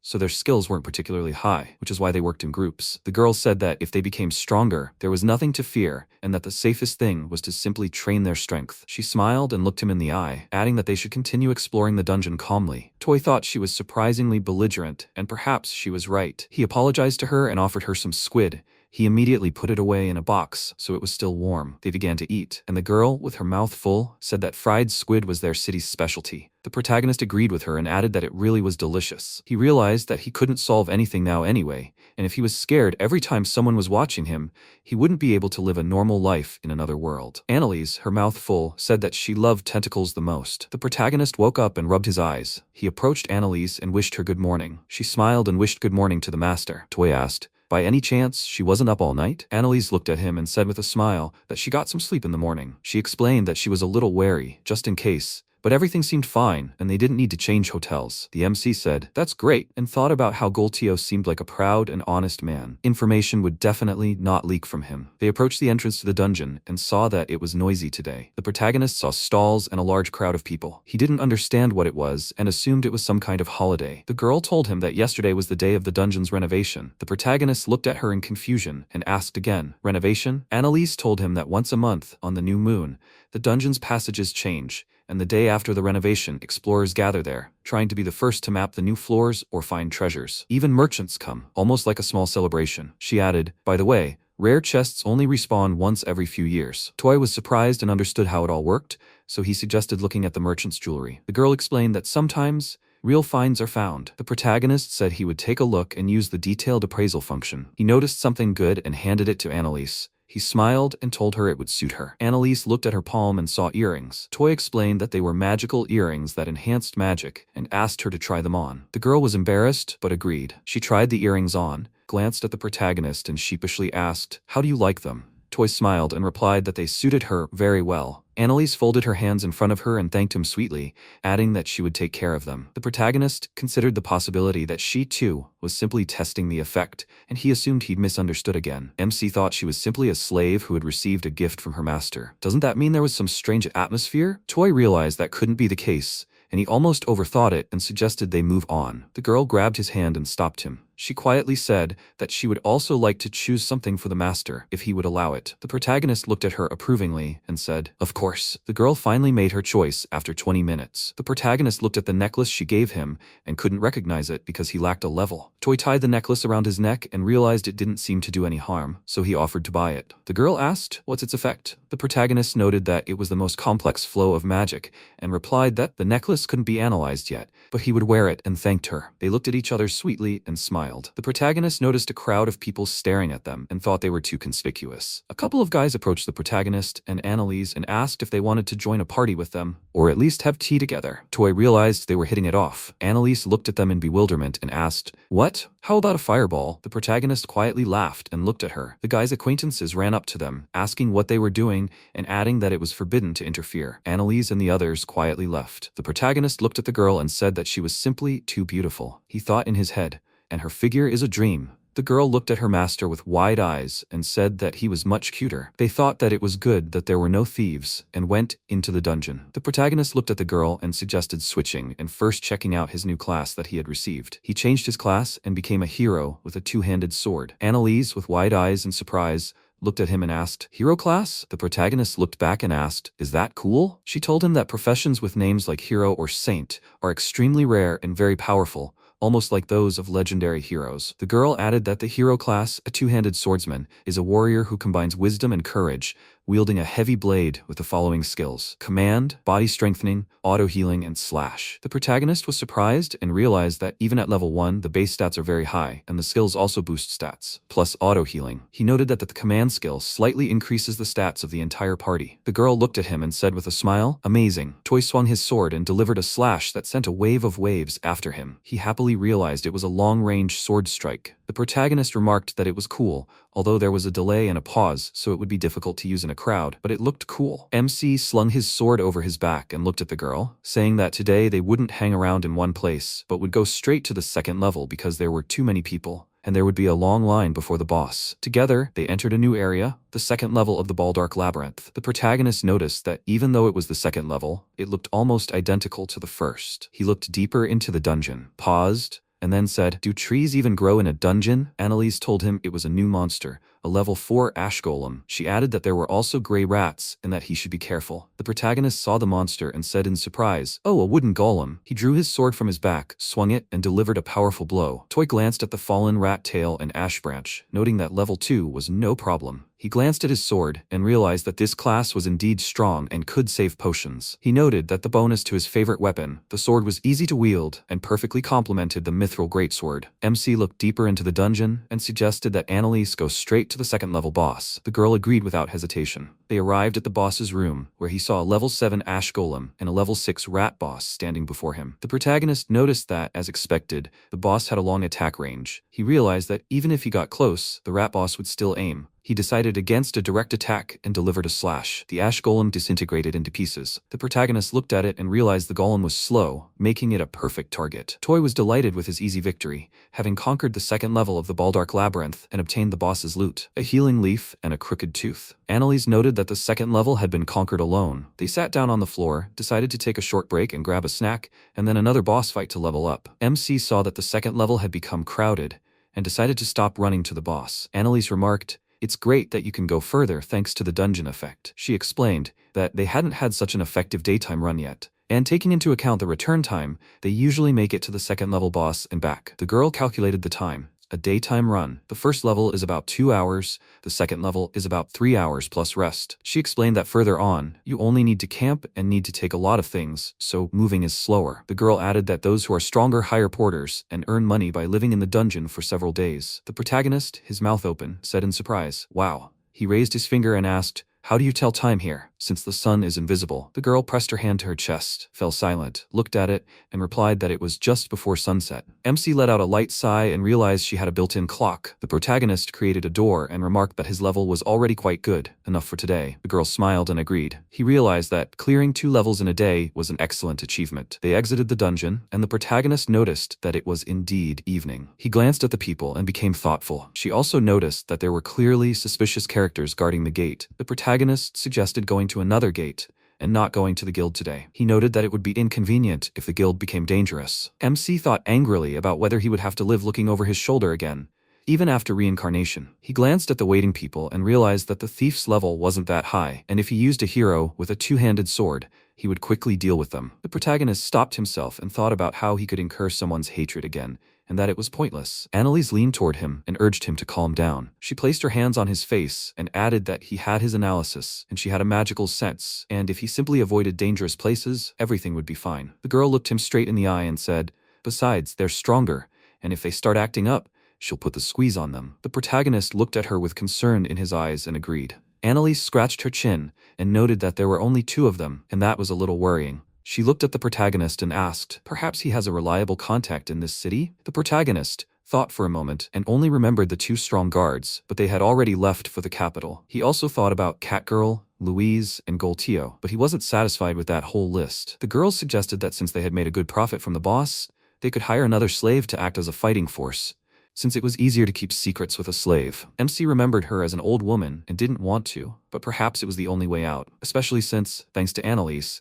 they still had funds, so hiring another one was entirely possible. The protagonist glanced at her and said with a smile, "It's decided. Tomorrow we'll stop by Mr. Goltio's shop." That night, in the western district of Cernifi, the slums, the subordinate descended the stairs into the secret room and approached the bandit leader. Shardina glared at him and asked, "When will he bring that girl?" The subordinate knelt before her, lowered his head, and replied, "Soon."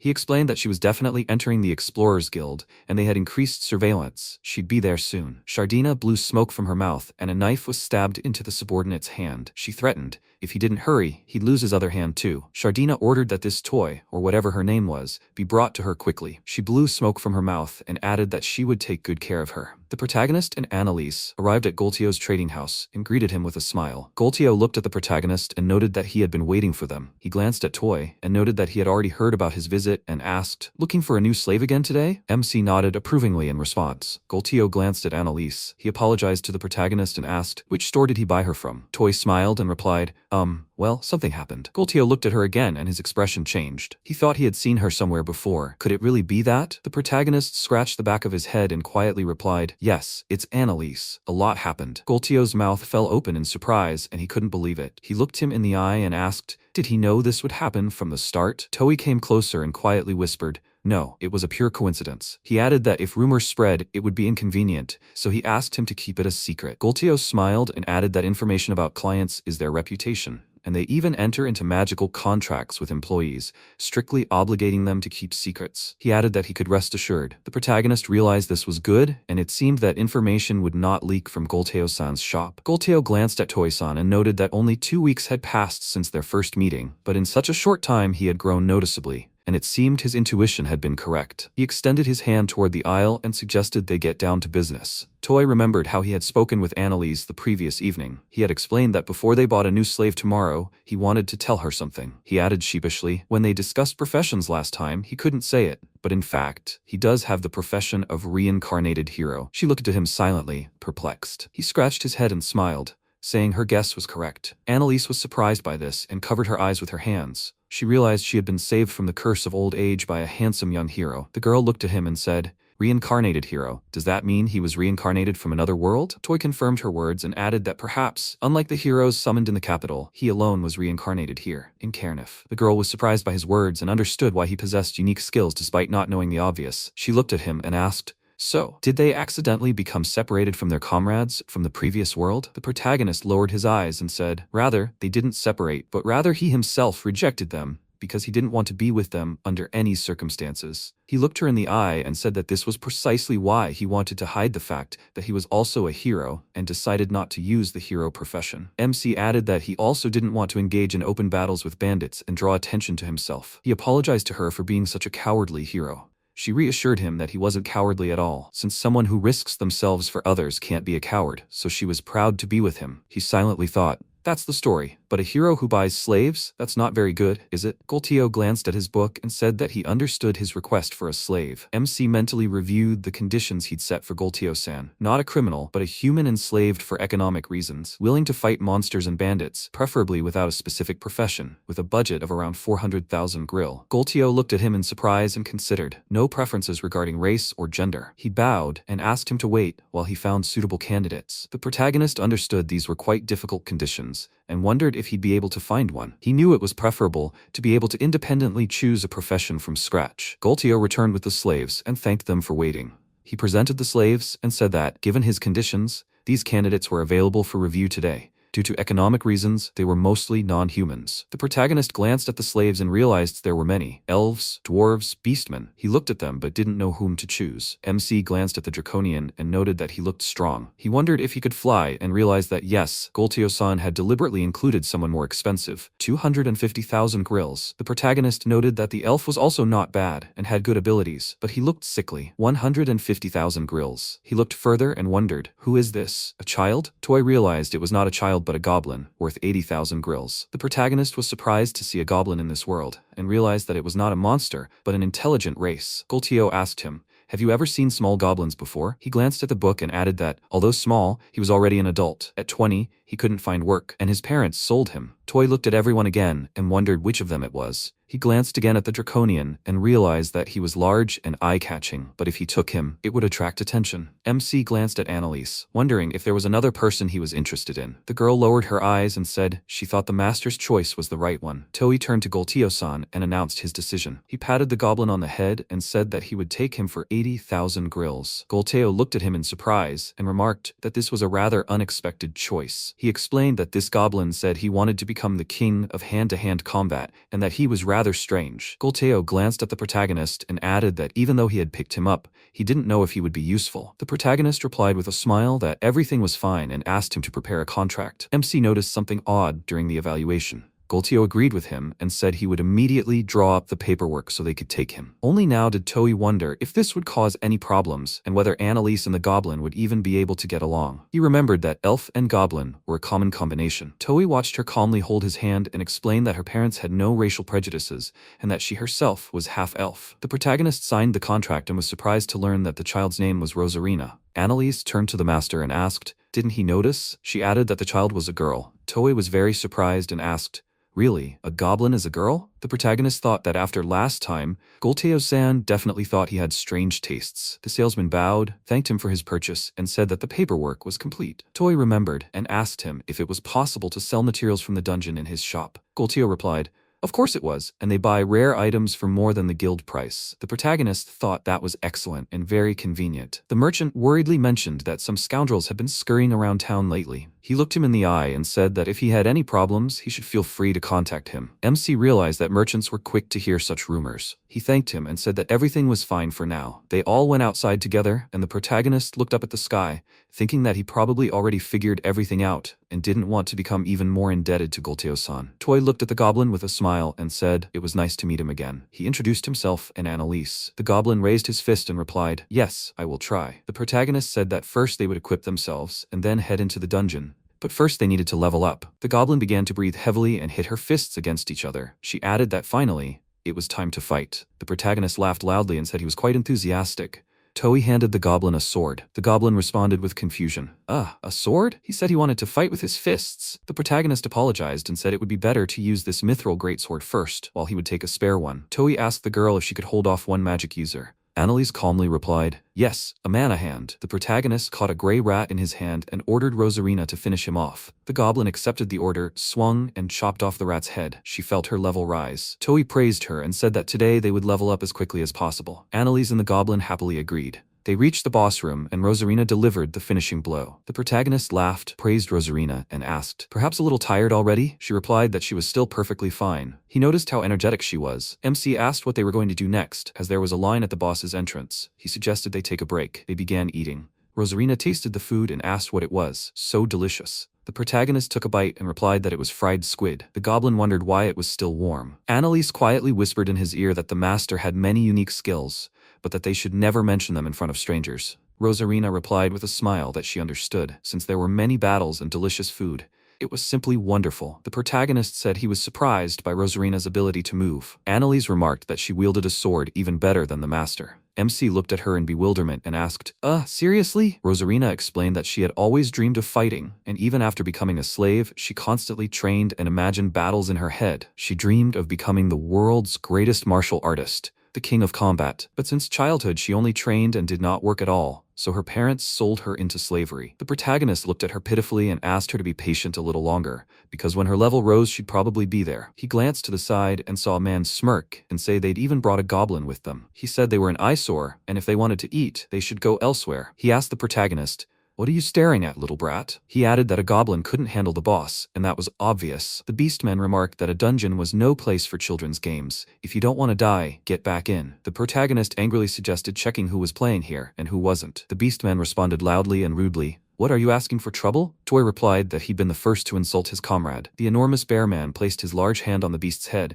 and told him to stop, as it was their turn soon. He agreed and left. The bear apologized for his comrade, saying he had overreacted. The protagonist also apologized, saying he had overreacted. The bear remarked that the fellow from the tribe had a long-standing feud with the goblins, even though he was still a newcomer and couldn't even see who was standing in front of him. MC thought the beast bear immediately realized how strong they were. He saw a whole group of beastmen standing at the door. The goblin lowered his head and apologized, saying it was all because Rosarina was a goblin. The protagonist replied that he was innocent and that racists like that wolf beast simply needed to be silenced with force. Rosarina slammed her fists together and said with a smile, "Understood." They entered the boss room, and the protagonist remarked that Rosarina's talent was astounding and that she could already fight well even without their support. The goblin turned to the master and, scratching his fists, asked, "Can we try fighting barehanded?" Toy glanced at him and, with a little trepidation, agreed. "Go ahead." Rosarina thought she could do it anyway. She rushed into battle, smashing all the monsters with her fists. The goblin remarked that fighting with fists was an incredible feeling of life. The protagonist saw the goblin's enthusiasm in fighting and remarked that a monk or a fighter would definitely suit him. He noted that he was already level 10 as a villager, meaning soon. Annalise glanced at him and asked, "Soon what?" MC explained that his detailed assessment skills showed that when goblins reach villager level 10, they undergo racial evolution, meaning that while their stats may be low at first, they quickly improve dramatically. He added that at this point, their class automatically changes to the most suitable profession, and the exact profession depends on luck and talent, but we won't know until it happens. The protagonist saw the goblin begin to transform and realized it was a level up. Rosarina, confused by the light around her, glowed even brighter. She had changed her class to Battlemaster, Battle King, and had evolved. She noticed that she had succeeded, and real horns had sprouted from her forehead. She was now a full-fledged goblin, and Lisa and the protagonist were amazed, open-mouthed, at how much she had changed and couldn't believe it was truly Rosarina-san. The goblin also noticed and seemed to have grown taller. Toy gazed in amazement at her model figure and how beautiful and tall she had become. Annalise remarked that she had worked very hard. The goblin deftly dealt with bosses and killed them. Rosarina remarked that all her movements were working just as she had imagined, and it was amazing. The protagonist looked at this in bewilderment, wondering how strong she was, and now he was the weakest in the group? He couldn't believe how strong she had truly become in just one day. MC saw Rosarina undergo a racial evolution from a goblin to a goblin assassin, and couldn't understand whether it was her own desire that had influenced her, but she had gained a powerful, unique hand-to-hand combat job, Battlemaster. He knew that due to the restrictions of this job, she couldn't wear any weapons or armor except gloves and boots, so he offered to use his spare. MC noted that her bare-handed attack was incredibly high, and her fighting spirit skill allowed her to significantly boost her stats temporarily. Her agility and martial arts skills allowed her to completely avoid attacks, making her ideal as a dodge tank, attracting enemies and dodging attacks. The protagonist wondered if he had some hidden skill, luck, because it was incredibly fortunate to have met Annalise and Rosarina. He reflected on how the better he was doing, the more he felt like he was dancing on the palm of a goddess. 2 weeks after his reincarnation, Toy noticed how cool it had gotten outside. Annalise looked at him and said, "Winter's coming soon." Rosarina put her hands behind her head and said she was fine. Toy remarked that wiping herself with cold water was becoming difficult and suggested asking for the water to be heated. He wondered about the rooms at the inn and suggested renting a separate one for the girls. Annalise gave him a blank look and then shouted that this was unacceptable, because if something happened, she wouldn't be able to protect the master. Rosarina smiled and said she couldn't sleep on the floor. The protagonist tried to calm them down and said he was very grateful for their concern, but of course there was only one bed. He added, after all, when he said he'd lie on the floor, they both said it was unacceptable, and it all ended with him sleeping in the middle between the girls. The protagonist lay with his eyes wide open, wondering how he could sleep in such a situation. Toy thought about how after Rosarina joined the vanguard, their battle had become much easier, and they were advancing through the 3rd level without any problems. The protagonist looked to the side, and a spider web flew into his face. Annalise asked if he was okay and brought her fire staff to the web. Toy thanked her because the web melts from the heat. He saw that the monsters at this level were spiders and noted that he wasn't particularly fond of them. MC got caught in a web and realized that getting caught in it slightly reduced his agility, but Rosalina seemed completely oblivious. He realized he was more irritated by the volume of attacks from multiple sides, and if he were alone on the front lines, he would have a hard time. Toy wondered if it was normal for a spider to shoot threads from both its mouth and its butt. He realized that he probably got away with it because it was a magical creature from the dungeon. But what irritated him most was that he couldn't figure out what the hell the loot was. Cotton thread? Annalise raised a finger and explained that in this city, trading cotton thread from the dungeon is common. It can be obtained at any time of year, and thanks to the city's policy, the price remains stable. She added that spiders also drop magic stones, which serve as a source of energy for magic items. And on this level, many adventurers earn money by collecting magic stones and cotton thread. The protagonist looked at her in surprise and realized that the industry had been built into the dungeon to regulate the monster population. He added that it was clever, but, as expected of a town at the entrance to the labyrinth, he glanced at the thread near the ceiling and remembered the previous night. Toy called Annalise for a moment and asked her to help as he wanted to test an ability. He handed her a rope, and she, unsure why, took it. MC turned his back to her, folded his hands behind his back, and asked her to tie him up with the rope as tightly as possible. Annalise, embarrassed and flushed, asked, "What?" She tied the rope all over his body, Shibari style. He asked if she was sure she was tying it correctly. Annalise exhaled and remarked that it was a good thing she'd learned the binding technique and never thought she'd use it on her master. He loudly declared it wasn't out of passion. MC simply wanted to see if he could escape if a bandit grabbed him. He added that he simply wanted to test whether he could put something in the item box and escape. The girl looked at him sadly and replied, "I understand." The protagonist tried to escape, but his clothes were gone. Rosarina closed her eyes and noted that he'd only taken his clothes. Toy was able to get everything back later. He looked at the web and the sword in his hands and thought that if it worked with the rope,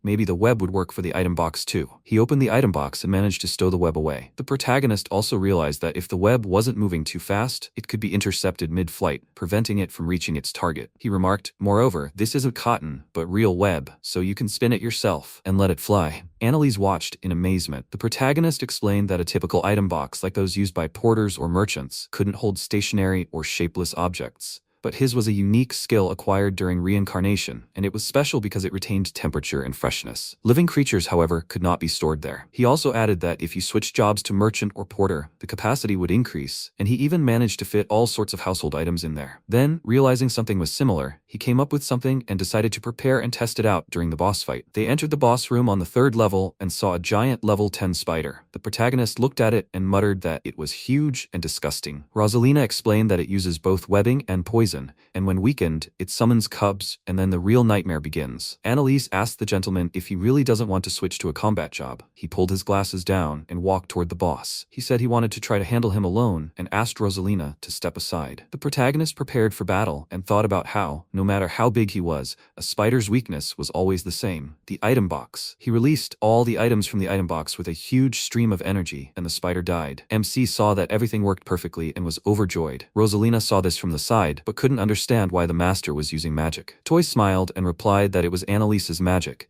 and he simply extracted what he already had stored in the item box. He explained that extraction requires a little practice, but if you stock up on everything in advance, you can use attack spells and special moves without any risk, and remarked that this was pure cheating. Rosalina, open-mouthed, admired Annalise's magic. The protagonist realized that, in the end, an alternative world is always about an object box, because it decides absolutely everything. He was surprised that it gave so little experience, and decided to save it for emergencies. Toei passed the 3rd level, received loot, and was delighted to have unlocked a new profession. Rosalina fell to the floor and began to thrash hysterically, screaming at the master that it was unfair and that she also wanted to fight one-on-one. The protagonist agreed with her and said next time. He realized that at this pace, they not only passed the 3rd level but also easily mastered the 4th, and gradually, they leveled up further. Toei realized that with Rosalina, he had enough freedom to keep the seeker profession, which gives a bonus to treasure hunting and increases the chance of item drops. He, with his mouth open and eyes closed, enjoyed the leveling up, and in the future, if he has time, he wants to master the merchant, the cook, and everything else. The protagonist felt something disgusting on his face and realized it was formic acid. Annalise glanced at him and said that carelessness could be costly,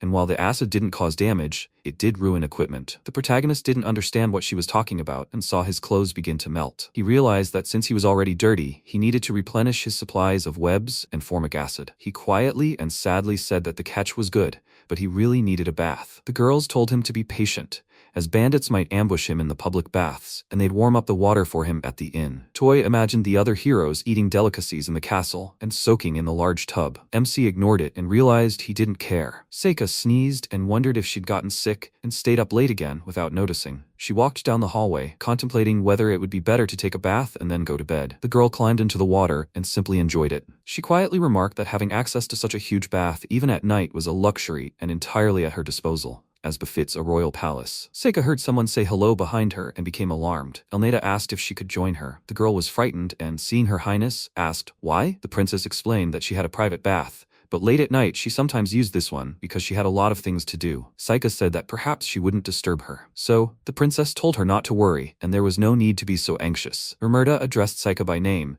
and offered to chat for a while. Seika smiled sweetly and thought about what it meant. She remembered everyone except the hero. She replied that she would be happy if she was a suitable conversationalist. The princess said, "I understand. It sounds interesting," and asked, "So in their world, everything is based on violence, which they call science?" Sayaka replied with a smile that, of course, it was hard for her to imagine a world without magic. But yes, magical energy here is also closely intertwined with alchemy. What they consider a normal chemical reaction behaves differently here, and she doesn't understand anything. Ermata remembered that on the day of the recruitment, she seemed to be looking for someone. Sayaka scratched her head and laughed, saying that she must have just imagined it. She lowered her head and thought that if Fuji wanted to stay away from the attack and others, it would be a bad idea for her to tell the princess about him. Ermerda looked her in the eye and said that her potion was highly prized among the soldiers because its effect was simply astounding, and thanks to it, the palace's supplies had improved exponentially. Sayaka smiled back. The princess looked at her and asked her not to overexert herself, as she was working late into the night even though they had summoned them without permission. It was certainly strange to say such a thing. Sayaka replied that she was doing what she loved and truly enjoyed experimenting and searching for solutions, as the alchemy of this world simply begged to be explored. Hearing the princess's words, Sayaka felt much calmer. She asked her highness if she was also having difficulties with Akabana and the others. Ermerda lowered her head and replied, "Yes, a little. No, not even a little, a lot." She added that they had constant quarrels among themselves, setups, violence against servants, and mindless waste of supplies, as well as robbing other adventurers. Complaints from investors and adventurer guilds also came in daily. The princess couldn't understand how they had even survived to this point. Ermerda folded her hands in front of her and sadly stated that the biggest problem was that they weren't showing any results and couldn't get past the third level, while the three heroes were doing nothing but bickering and not even trying to work together. She looked at Sayaka and apologized, as complaining to the production workers was a thankless task. Sayaka smiled and replied that everything was fine. She asked, "Will Mizusawa and the others finish their preparations soon and head into the dungeon?" The princess replied, "Yes," adding that they could only hope for his team, who would join later. Sayaka pointed at herself and said that everything concerning equipment and support should be left to them, the production workers. She added that she was already working on many items useful in battle. The princess looked at her with a smile and affection. Sayaka turned to her highness and handed her a vial. She said that if she wanted, she could try it. Ermerda glanced at the jar and asked, "What is this aromatic oil?" Sayaka replied that they made it with the pharmacist and added it to this bath too. The princess was surprised and remarked, "That's where the pleasant aroma came from." She glanced at Sayaka and thanked her, as talking to her had made her feel better. Sayaka looked at her and apologized, but addressing her as Ikushima-san seemed a bit awkward. Perhaps she could be more formal. The princess quietly laughed and said, "Okay, Sayaka." She heard her words and became very embarrassed. Ermerda apologized for chatting too much. At that moment, Toy was sitting on the roof with Annalise and the goblin. Rosarina was scanning the street and noticed that it was full of them. Bandits were walking along the street but couldn't find them. The protagonist inadvertently ran into some bandits loitering near the inn and let his guard down a bit. He looked down from the roof and wondered why he had to hide like that. MC knew defeating the bandits wasn't a problem, but once you got involved, they'd come at you one after another, so it was best to just avoid them. Annalise apologized to him and said this wouldn't have happened if she'd been paying closer attention. Toy smiled and said it wasn't her fault, since there were so many bandits in the city now that you could hit one, even with a stone. Annalise saw the worry on his face and asked, "Has something happened?" The protagonist replied that if this continued, it seemed like he might get the hotel into trouble. He added that they were still financially secure. The protagonist suggested changing hotels more often, even though it was a hassle, but besides, the month they'd paid for was just about to end. Annalise agreed with him and added that perhaps it was a wise choice, even if it was a sad one. She lowered her head and said that the food here was delicious. The protagonist glanced down and realized that even though they were doing well with the dungeon exploration, it seemed these bandits weren't going to leave him alone. He looked at them, unsure what to do. Rosalina raised her hand and loudly declared that she had come up with a brilliant solution. Toy listened attentively. She pointed at herself and said, "Rosalina and the others just need to smash all the bandits to smithereens, and then the master won't have to run and hide." MC knew she would say this. The protagonist realized that 3 of them against an entire gang was too much, and they didn't even know where their lair was. He remarked that if it were that easy, the master of the city would have dealt with them long ago. Toy thought for a moment and realized that the main problem preventing a mass purge of bandits was the fact that officials had informants working for them, and that was most likely the case. The protagonist realized that if he used his new profession, he might be able to come up with something. The protagonist approached Annalise and told her he had a great idea. The girl asked him if it was about protecting himself from bandits. He told her she'd guessed correctly. He was going to use the skill from his new profession. Tomorrow, he tested out in a dungeon. He wanted to level up and improve his skill before then. The girls looked at him with interest. The next morning, Annalise told him they needed to leave early. The protagonist remarked that they should probably buy some more equipment. When the allies arrived at the dungeon, the girl asked him what this new profession was. MC said the name was a bit dark, but they'd see for themselves. He activated the skill and acquired a class change to assassin. The girls were amazed and exclaimed, "Why does he have that?" The protagonist responded to his allies after defeating the boss using the item box. It seemed he'd accidentally fulfilled a special condition that stated that defeating a higher level boss without using a job or skill would grant him this ability. Unique skills probably didn't count. Now he wondered how powerful an assassin was. Annalise told him she didn't know. She'd heard of such jobs, but only through rumors. The protagonist activated his stats and saw his starting skills, such as stealth, vulnerable spot strike, sense of presence, and divine speed. He thought, it must be like thieves, and automatically switching job among criminals. There's no information about it in open sources, so it must be something from the shadow world. Rosalina exclaimed joyfully. "So that's it? So that means he can wipe out all the bandits. Their master is serious." The protagonist countered. No, he said he wasn't going to do that. He's not interested in the profession's combat prowess, but in a skill called stealth. Could they both turn away for a minute, please? The girls complied, and when they turned around, their surprise knew no bounds. Their master had vanished? The MC announced behind them that he was here. He'd been found. The allies turned and looked at him, stunned. He explained that when a person activates the stealth skill, they can completely suppress their presence and become invisible. However, if someone is watching, the skill won't work, but they can move while in this state, making it ideal for stealth infiltration. Annalise thoughtfully remarked, "So he's planning to use it in the bathhouse?" She added indignantly. "That's the lengths one would go to for a bath." Rosalina said in confusion, "That's indecent." The protagonist indignantly objected. "No way, that's a crime. He wouldn't want to be assigned a profession like a mentally ill person." Annalise laughed and admitted she was joking. Was he really planning to infiltrate the bandits' lair and eliminate their leader? The protagonist muttered, no, he didn't want to be that reckless. Even if it led to revenge, it wouldn't solve anything. Even if they deserved punishment, it should be carried out by someone with the authority to do so. He didn't think it was right to decide for everyone. In fact, he was planning to infiltrate the administration building. If he had the detailed analysis skill, he could immediately determine which of them had allied with the bandits. If he presented compelling evidence, the landowner would take action himself. At least, that's what he thought. If the spies were exposed, the bandits would lose influence. In the best-case scenario, they could organize a simultaneous raid. Annalise looked at him with a smile. He thought, for starters, a whole day to level up as an assassin. That profession is simply damn powerful. The skill, strike at a vulnerable spot, is dangerous. It gives a high critical hit chance and a 100% critical hit chance with a surprise attack. Critical damage is tripled. Detecting an enemy with sense presence, sneaking up from behind in stealth mode, and striking a weak spot, it's guaranteed triple damage with the first attack. It's simply insanely powerful. There are no weapon restrictions. You can even use a two-handed sword. Mithril's triple damage kills the enemy. Basic stats are already high, and there's also the divine speed skill, which increases agility. After an attack, the stealth effect wears off, so you can fight groups. But with Rosalina and the others, it's no problem. One-on-one combat is simply the best profession. What luck! But this is a pre-class for something like a hired killer, so his reputation will be incredibly bad. He needs to keep this a secret, just like the hero of Rebirth. When he raised his assassin level to 10, the protagonist said, "Great, now it's all good." The girls were happy for him. The next day, he immediately infiltrated the administration and the army to find the informers. He thought, well, he didn't expect to find himself in a stealth game in another world. After all, even if he ended up in the office, there wasn't much danger. The main thing was to keep his face hidden.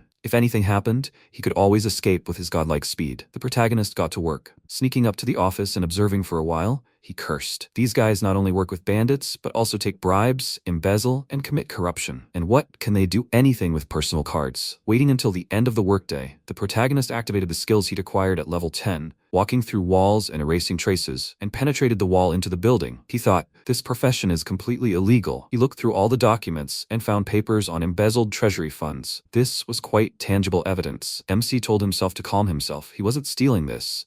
He just handed over to the higher-ups. If it came down to checking all the cards, then all the bandit spies would be exposed. But if he showed this to the head of the administration, he might hush it all up. So he had to hand it all over to the ruler of these lands himself. When the protagonist arrived at Cernifi's palace, he was surprised. Knights at court, unlike the worthless officials, the military here were true professionals. Perhaps it was because their commanders were competent? Looking closely at the orderly ranks and smart appearance of the knights, he thought, excellent discipline. Not a single dissolute soldier. Apparently the bandits only bought rank-and-file guards or servants. Lost in his thoughts, MC didn't even notice how dark it had gotten. He needed to find the Duke quickly. Having entered his office, he saw that he wasn't there. He'd probably already gone to his chambers. Approaching the chambers, he peered through the window and saw a maid ask the Duke if he wanted anything. Arcane replied that he didn't need anything. She should just bring him some wine. The girl bowed and said she understood, adding that he could rest. The protagonist, watching the ruler sit in a chair, leisurely drinking wine, thought, so this is the Duke? He is the highest authority in Cernifi and he exudes mature charisma. MC applied the assessment and was extremely surprised. His profession is Duke. He's not just a title, he's a true level 35 Duke. He's outstanding, both as a politician and as a military man. But his level? That's an insanely high class. Even level 20 is rare. It's probably the most elite of the aristocratic professions. His stats are simply off the charts. What the hell, is he stronger than him? Had he gotten himself into too much trouble? Better to quickly leave the evidence and get out of here. Suddenly, Arcane frowned and turned in his direction. The protagonist thought in shock. It can't be. His stealth skill was still active, but had he been spotted? The Duke placed his hand on his sword and turned away. The protagonist wondered if he imagined it. He was terrified now. What kind of man was this? He almost dropped his disguise in fear. According to a detailed analysis, he's flawless, as they say. He has no criminal record, but perhaps he's the kind of person willing to hush up family scandals. Can we really trust him with the evidence? MC quietly placed the documents on the sofa and disappeared. Arcane noticed this after a while and remarked in surprise. It seemed like it hadn't been there a minute ago. What is this? Taking the documents, he carefully read them and said in amazement, how interesting. An accounting record of embezzlement, and a list of those connected to bandits. How amusing. He summoned a maid and told her to summon Rakushin and Balkan immediately. The protagonist thought in surprise, a bandit? He's still here, isn't he? The Duke muttered, to infiltrate his private quarters. What dexterity and courage. Who could it be? A disgruntled official determined to expose it, or someone who'd escaped from the gang, or perhaps just a conscientious seeker? In any case, if he'd decided to bring all this to him personally, it meant he wanted him to take action, right? Good thing he was tired of the stench of corruption in the administration. He'd deal with it tomorrow. He'd forgive the crime of breaking into the palace. But if whoever brought these documents deceived him, he won't spare him next time. He'll definitely have to come back here again tomorrow night. MC, sweating with fear, left the palace, thinking he was exhausted. He needed to meet Annalise and the others quickly. The girls were anxiously awaiting him. The protagonist reassured them. It seemed everything had gone as planned. The Duke wasn't going to drag things out and would begin sorting things out right away. Annalise asked in surprise, what did he say? Did he actually speak to the Lord himself? The protagonist answered sheepishly, no, most likely he did. Although his stealth was definitely active, it seemed as if he'd seen right through everything. He felt so terrified. Annalise stroked his head reassuringly and said, it was him. The main thing was, he was safe and sound. Rosalina happily informed him they hadn't wasted any time either. It turned out that while he'd been infiltrating the palace, the girls had figured out the approximate location of the bandits' hideout. Annalise showed him a map of the area and explained there were 3 main points in the slums, and this central one had the most activity. Surely, the leader was hiding somewhere here, but she also sensed movement underground. They were probably connected by underground passages. The protagonist, surprised, thought, I see. So there had been raids and they'd made escape routes. He said decisively, okay. He was already accustomed to infiltrations. He'd go again and have a look around. His allies exclaimed in surprise, what, right now? MC told them that a purge of informers in the administration would likely begin tomorrow morning. So, if they were going to infiltrate, it would be now, while the bandits still hadn't caught on. Annalise declared, in that case, they'll go with him. Rosalina confidently agreed. The protagonist looked at them warmly and said he appreciated it, but since they weren't going into battle, everything would be fine. In fact, it was easier to get there alone. Annalise was indignant. She wouldn't let him endure danger alone. Rosalina exclaimed too, and she too wanted to give a couple of bandits a beating. The protagonist thought with confusion. If the 3 of them went together, it could escalate into open war. He told them, okay, they'll do it this way. If he doesn't return in an hour, then let them come in and rescue him. How did they like that plan? Annalise shouted irritably. And if he gets killed or maimed in that hour, what then? MC laughed and said, even if they tie him up, he can pass through walls and has godlike speed. If anything happens, he can escape at any moment. The girl, now calmer, answered him. Okay. Rosalina added, but if he doesn't return within an hour, she'll storm in. The protagonist promised to return. Arriving, the protagonist climbed the wall and assessed the situation. Looking at the tallest building, he thought it was most likely the main tower of Chardon's gang. It would be ideal to find out the leader's location, or at least find the cache of stolen treasure. He activated his web and, flying over the lair, thought that if he managed to get anything else of value, he could hand it over to the Duke, and then get out of here immediately. Perched on the window, he saw several people inside. He thought, a bandit organization? No organization at all, just a bunch of thugs. Almost none of them had thieving skills like detecting or picking door locks. Sometimes they were caught with professions like murderer or black market trader. These were not to be trifled with. Suddenly, he found the object he was looking for using his appraisal. Chardina. So this woman is their leader? So she named the gang after herself? Her profession is Blood Queen? What the hell is this? Chardina was giving the bandits a dressing down, wondering when they were going to bring this idiot to her. One of the bandits told her he was hanging around somewhere in the hotel district of the Eastern Quarter. The woman exclaimed menacingly that if they couldn't do it, they should just rob all the hotels. The protagonist was surprised. Were they discussing such things right in front of him? And judging by their words, they were planning to drag innocent people into it. We need to get out of here quickly. The protagonist quickly switched to seeker mode and activated the treasure hunting skill. Having penetrated the wall of one of the rooms, he thought in amazement, wow, he hit the nail on the head. This is their secret vault. Crates and sacks filled with various treasures lay everywhere. After examining a few items, MC was stunned. Was that black gold? 100,000 grills? And jewelry and magical artifacts too. He swallowed nervously, thinking, no, if he gave in and took anything, he'd be labeled a hero thief. Rosalina probably couldn't stand it anymore. She wanted to break in. He needed to check the escape route beforehand. There was a room with multiple auras in the dungeon, but they weren't bandits. Descending below, the protagonist was simply stunned by what he saw. Children shackled and sitting on the floor before him. MC thought in amazement. As far as he remembered,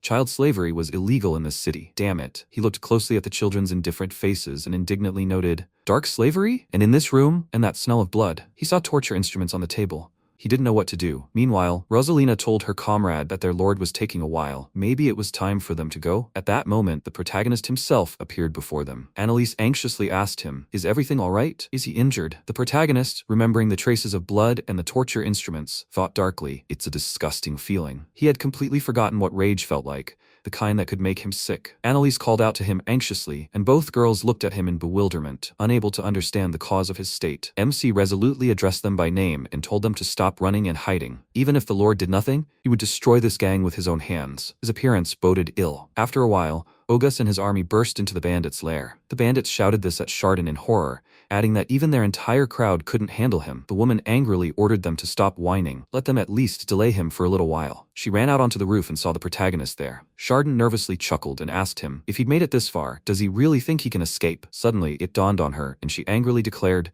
so that's it. So this is his doing? 8 hours ago, none of the searchers had been able to get into the administration building because it was closed. No one could submit documents. The Duke, as promised, had checked all the employee cards that morning. 8 people were arrested for embezzlement and ties to the bandits. When he was informed of the operation's completion, he declared, so the information was correct. Administrative Commissioner Rakushin Zygon, a level 42 count, apologized to the Duke, adding that he hadn't expected so many criminals to be among his subordinates. Looking at him, Arcane thought, this mature man is the head of the administration, his right-hand man. He's practically the second in command in this city. The Duke told him not to take this on himself. After all, the blame lies with him, as the ruler. He'd turned a blind eye to the greed of the nobility and influential people for too long. Arcane turned to Balkan and praised him for his good work in capturing the criminals. The head of the knightly order, Ogus Balkan, a level 42 guardian knight, replied to his master that he was grateful. The man sternly added, still, it's a shame to sink to the level of bandits while serving the government, and these were all noble houses. Arcane declared that they must first interrogate these people and find out everything about the gang. Let him deal with it immediately. The Duke also ordered Rakushin to ensure a complete information blackout, preventing this commotion from spreading beyond the palace. Balkan grunted in confusion and looked at the window. The Duke asked him what had happened. The man replied that he thought they were being watched. The protagonist, standing outside the window, thought with fear. Did he sense it from such a distance? What kind of brute is this man? His profession is a guardian knight. He's over level 40. He's a monster, not a man. He's even scarier than the Duke. He remembered Annalise's words about a man named Balkan, the head of the knights, considered the strongest in this country. They say he cut through a fortress wall with a sword. Rosalina exclaimed in surprise then, wow, what a strong man. Annalise continued. If he meets him, he should run from him without looking back. And then the protagonist realized, this is the man. Arcane, answered Balkan. It seemed yesterday's guest had returned. He'd told him to come tonight, Balkan roared. Infiltrating the palace not once but twice. That was too much. Whoever it was, he had to neutralize it. The protagonist panicked, thinking he was already within striking distance. That was it. He was finished. At that moment, the Duke stopped the man and told him that this man was his guest. If he'd wanted to harm them, he would have done so already. Arcane added that he, his guest, had come to personally verify whether he would suppress the evidence or punish the guilty. It seemed he'd been underestimated. He'd already demonstrated his goodwill. And today he wasn't even getting a gift? MC remained silent in response, merely thinking, fine, let them keep it. With a snap of his fingers, he sent them more documents. These included the location of the bandit's base, information on the internal structure, the location of the leader, and a list of stolen goods. There was something else. Rakushin exclaimed, what is this? Illegal child slaves. The names of every single one. Use of illegal substances. Murder for profit. Dismemberment. The Duke angrily declared, this is the reason for the recent string of missing child reports. If this information is reliable, then we need to storm the lair immediately. The commissioner declared, if he has such information, it's definitely someone from within the gang. It could be a trap. Distract the soldiers and strike the palace while it's defenseless. It's dangerous to act until the information is confirmed. Arcane chuckled and admitted he was right. He turned to Balkan and asked him what he thought. Let him speak frankly. The man said he didn't feel threatened by this man. The protagonist was surprised by his words. The commander suggested that they send only one small detachment of 30 men and that the palace would remain protected. The Duke asked him if he was sure one small detachment would be enough against 300 men, and this, despite the bandits having 3 bases. Balkan resolutely told him not to worry. He would deal with them himself. The protagonist, having overheard their plan, thought hard. This commander wanted to drive the bandits from the flanks to the center and then deal with them all single-handedly? Is this old man even in his right mind? Just strength, no brains. And what about the slave raid? What if the leader escapes? It just dawned on him that they'd been discussing the plan, even knowing he could hear them. He'd known it, that look on the Duke's face. So they deliberately let him hear their decision? Were they implying he should figure out the details himself? Oh well, he'd figure it out. The protagonist cursed. What a bastard this Duke was. He'd realized who he was from the start. It was as if he were telling him straight out that he'd figured him out. In any case, he'd been planning to go there himself. If the knights helped, that would be a stroke of luck. The protagonist returned to his allies, addressed each one by name, and said, well, they'll do everything according to plan. At the northern base, the bandits were openly bored and dreaming of a drink. Suddenly, they realized they were under attack. Panic broke out among them. They shouted that enemies were advancing on them, that knights were attacking them. A real commotion arose, and the order was given to engage in battle. Shardina exclaimed irritably, what's going on? The bandits shouted at her that they were under attack. Knights were advancing on them from both sides, from the north and the south. The leader angrily protested, why hadn't anyone warned me about the raid? What was their informant doing there? One of the bandits answered, the administration building is supposedly closed today. The woman irritably shouted at him, he's an idiot. Why didn't he tell her about this right away? At that moment, the bandits were stunned. Balkan appeared before them, his appearance ominous. The bandits panicked. It was a mighty sword. The bandit commander ordered his comrades not to retreat, to kill this man, and thereby gain glory. Balkan assumed a fighting stance and dealt a crushing blow to his opponents. The protagonist, standing nearby, thought in amazement, this is terrifying. Is he really a monster? You definitely shouldn't mess with someone like that. He assessed the situation and saw that the resistance was stronger on the southern side, making their advance somewhat difficult. The knights, meanwhile, realized their opponents possessed inhuman strength. They had likely taken combat stimulants, so they needed to retreat immediately. They couldn't withstand such an attack. Meanwhile, Rosalina activated a skill called Fighting Spirit Boost, which boosted physical abilities for 10 seconds, and rushed at the bandits, declaring that 10 seconds was enough. She attacked the opponents with lightning speed, dispatching them in mere seconds, and then disappeared. The female knight exclaimed in surprise, what was that? Their savior had already disappeared? Rosalina hid behind the wall, catching her breath. The protagonist gave her a thumbs up, thinking, well done, he'll praise her later. She held back, even though she wanted to rush into battle. That was worthy of respect. When they were formulating their plan of action, he told the girls that if they pinned the bandits down, they could retreat to the northern base, closest to the palace. It wouldn't be easy. It would be best to seal off this passage to isolate the north. Annalise told him to leave it to her. And now, at the northern passage, the girl realized that using fire magic in the city was impossible. So she activated a physical attack spell and summoned a mana hand at maximum power. She created a mana strike that shook everything around her and destroyed the passage, destroying the bandits stationed there. One of the knights exclaimed, what is this? An earthquake? Balkan replied in bewilderment. It seems that the intruder has very capable comrades. Meanwhile, the bandits reported to Chardin that the underground passage to the northern base had been destroyed. The southern one had been breached too. Everyone was fleeing here. The leader cursed indignantly and exclaimed, they have so many people, and they can't cope? She thought angrily. All their moves and plans were right there in the palm of her hand. They'd simply been made to look like fools. Had one of her men really betrayed her? Let no one dare think she'd give up so easily. The woman turned to her assistant and told him that if any unnecessary information surfaced, they'd be in trouble. All the slaves in the dungeon needed to be dealt with. The bandit asked her in surprise. Really? Two more of her assistants asked her where she was going. Shardina told them to follow her. The first assistant had already descended to the slaves and, holding a knife to the captive's throat, told her that their leader had told them that everything could be destroyed. At that moment, the protagonist tore him away from the girl and slit his throat. The captive, trembling with fear, pressed herself against the wall. The MC extended his hand to her and told her that everything was fine, the knights would be here soon, that it was all over. He climbed out of the dungeon and continued on. At that moment, Shardina was walking down the basement corridor with two of her assistants, who were carrying her things. One of them said in surprise, "A secret passage." The second asked her if she could carry some of it herself. Shardina told them to shut up and follow her. Approaching the stairs, she said, "Okay, if they go up, they'll come outside." The woman looked back and, seeing her assistants gone, shouted at them, "What are they doing there?" But there was silence in response. She wondered in surprise, where were her people? Had they really escaped? No, they couldn't have done that. Thanks to her obedience skill, they couldn't disobey her. So there must be someone here. Shardina grinned and said, "Does he think he can corner her with something like that?" The leader activated her gaze-revealing skill and, spotting the protagonist, shouted at him, "Don't you dare underestimate her." She launched a magic blade at him, and the protagonist barely dodged her attack. He cursed, thinking he'd almost gotten caught. His quick gear had saved him, but a poison weapon? And she was running fast too. She was the leader of a major gang. After all, his stealth had failed, but he wouldn't let her escape. He'd pass through the wall and get there first. That's how they met on the roof of the building. She said, "So he was that boy named Toy? He destroyed everything she'd spent years building. Now she'd have to start from scratch, all because of him." MC asked her in surprise. "From scratch? Well, let her start with the mines. Let her work off all the sins she'd committed over the years. She wouldn't live to see that day anyway at her age." Shardina let out a loud, angry breath, called him a dirty swear word, and said that first she'd cut off his arms and legs, and then she'd spoil him properly. They charged at each other. The protagonist, approaching her, crouched low and slashed her with his blade, cleaving her body. Shardina fell from the roof, right in front of a surprise Balkan. The man asked her in amazement, "She, Shardina?" The protagonist, sitting on the roof, caught his breath and thought that, no matter how many subordinates she had gathered with her skills, she was still alone. At that moment, his trusted allies ran up to him, calling out to him anxiously. MC smiled at them and thought, he really does have people he can rely on, people he can trust. After a while, the lead knight reported to Balkan that all the bases had been cleared and the child slaves had been rescued. The commander replied, "Okay, but until the evacuation is complete, they should remain vigilant." He said thoughtfully, "So the Duke was right about the protagonist. He really is an interesting guy." After a certain amount of time, the system informed the protagonist that on the 30th day after his rebirth,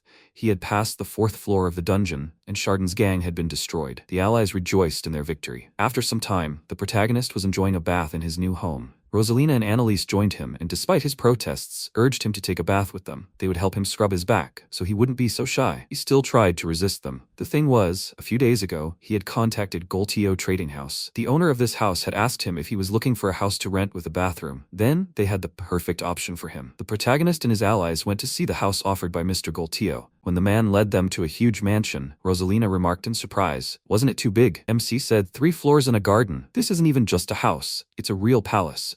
Goltio had said exactly that. This building previously belonged to a nobleman and was used as a country house. It even has a basement and a wine cellar. After recent problems with bandits, several nobles suddenly lost influence or moved to other cities, and now such houses are available to them at very favorable prices. All the furniture is in place and a little cleaning is all it takes to move in. He added, "But a house like that would certainly require servants." The protagonist exclaimed, "No, such a huge mansion and servants were clearly not for him, and his budget wouldn't allow it."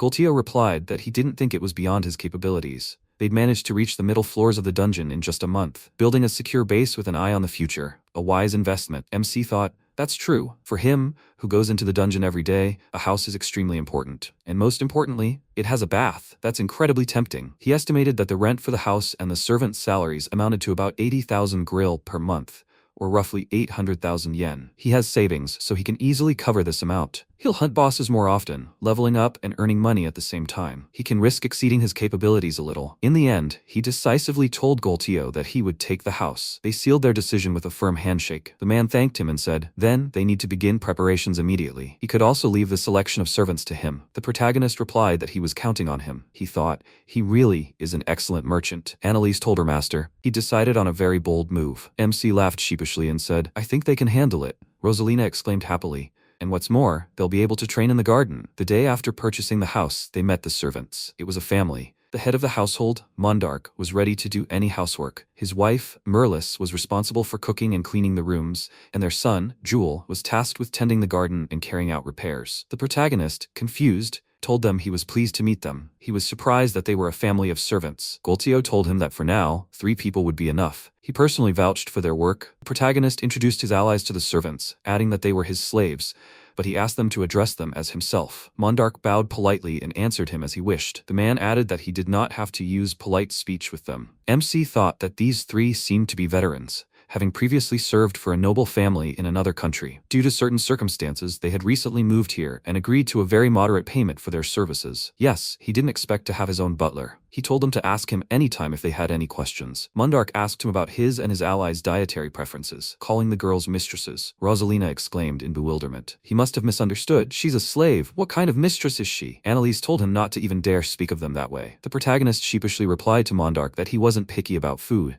Quantity was what mattered, not quality, and it was better to call his allies by their first names. He whispered to the butler that Rosalina ate a lot. The girl felt ashamed. Mondarch responded politely. He understood everything. Merlis said with a smile, Well, Jewel thought, looking at the girls. They're so young and energetic. In fact, these 3 were incredibly good at their jobs. Their attentiveness and culinary skills were simply top-notch. There were many empty rooms in the house, so the protagonist decided to have Mondarch and his family live with them and work for them. All 3 had combat-related professions, so even in his absence, the house was safe. The 3rd floor was the protagonist's and his allies' private space. He assigned separate rooms to the girls, but in the end, they still ended up staying with him. The protagonist was delighted. Thanks to magical artifacts, they could use running water and a kitchen even in another world. Utilities had to be paid for with magic stones, so the costs were quite high, but that's the nature of a city where they are common. It's no wonder the dungeon city was thriving. That evening, MC went out onto the balcony, lost in thought. Annalise approached him and asked if something was wrong. He told her no. He just wasn't used to living in such a huge mansion. The house he used to live in was much smaller than this one, although it was long gone. The girl looked at him closely and asked him if he could return to his world. Would he? The protagonist answered decisively. No, he belonged to this world now. He didn't want to live in a world without her. The girl looked at him in amazement and asked again, what did he say? The protagonist became embarrassed and avoided answering,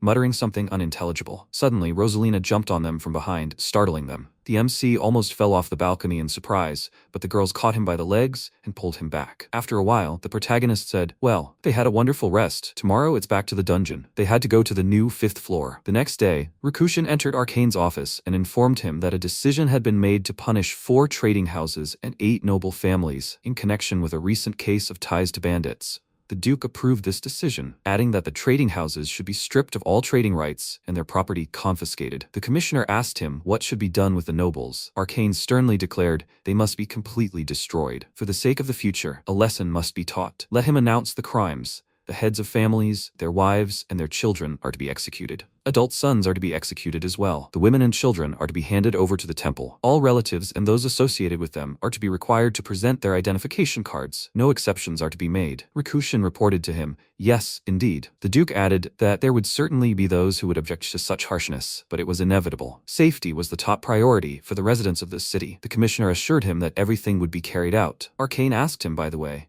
if they'd found that assistant. Rikushin replied that intelligence was still investigating, but there was a suitable candidate among the city's searchers. This guy had appeared a month ago, introducing himself as a traveler named Toy. However, this person's appearance was extremely vague. According to the bandits, he was looking for a certain girl. He was registered with the guild as a first-level traveler, 18 years old, and male. He was currently traversing the dungeon with a group of their elderly elf and a goblin slave. They had already reached the 4th floor. Arcane mused thoughtfully. Strange. That intruder clearly didn't look like a first-level newbie, and the 3 of them had reached the 4th floor? Balkan reported a powerful mage and a fighter. So does this elf and goblin girl have powerful professions? The commissioner remarked that it was entirely possible, but most likely, this guy has a skill that allows him to conceal his appearance and profession. Perhaps it's the criminal profession of an assassin, or perhaps he has some special skill close to that. The Duke noted that they can't estimate his true strength. Enemying him would be foolish. He doesn't want to wake up with a knife in his back. But strangely, he killed the leader, but didn't capture the gang,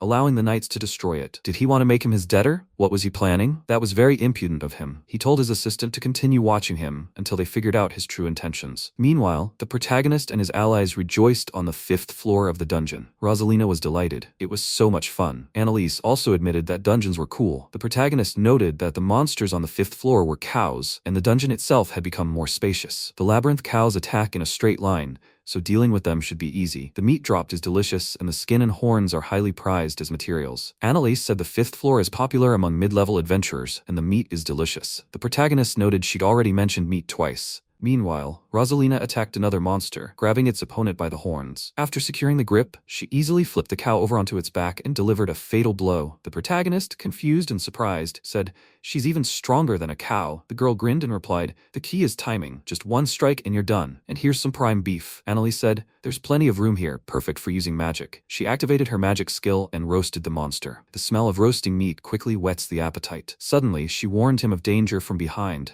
An enemy was about to attack him. The protagonist deftly dodged the blow, and the enemy crashed into a rock with all his might. The protagonist, smiling, demonstrated this to his allies. The rock crumbled under the impact, and the MC exclaimed in amazement, "There's a secret chest in there." The girls were happy for him. He'd been lucky, he thought.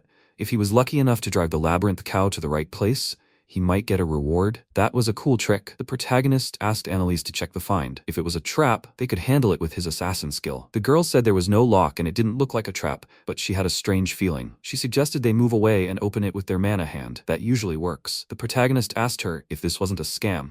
Annalise activated her ability and the chest opened without difficulty. She said in surprise, "Nothing happened? Was it empty?" Suddenly the protagonist shouted at her to stay away from him, to let her get away from this. But it was too late. Tentacles emerged from the chest, and the girl exclaimed, "It's a monster." MC gave Rosalina the order, and without further ado, she rushed to help her comrade. With one kick, she slammed the chest shut, cutting off the monster's tentacles. Suddenly, she cried out in pain, rubbing her bruised leg and exclaiming how hard it was. The protagonist struck the chest with his weapon and was surprised to realize that mithril wasn't affecting it. It had immense physical defense and vitality. It was a chest monster. MC exclaimed, "It's calm when attacked and very hard." Annalise spoke decisively. "She'll handle it. On her command, they must retreat." They carried out her command at the right moment, and the girl fired a fire arrow at the monster. It was immediately clear she had succeeded. She exclaimed, "She did it!" It was weak to magic and attacks directly to the mouth. The protagonist, dumbfounded, exclaimed, "That's strength! She's really good!" The girl answered him sheepishly, "She was just lucky. This was her first encounter with something like this." The chest burst into flames,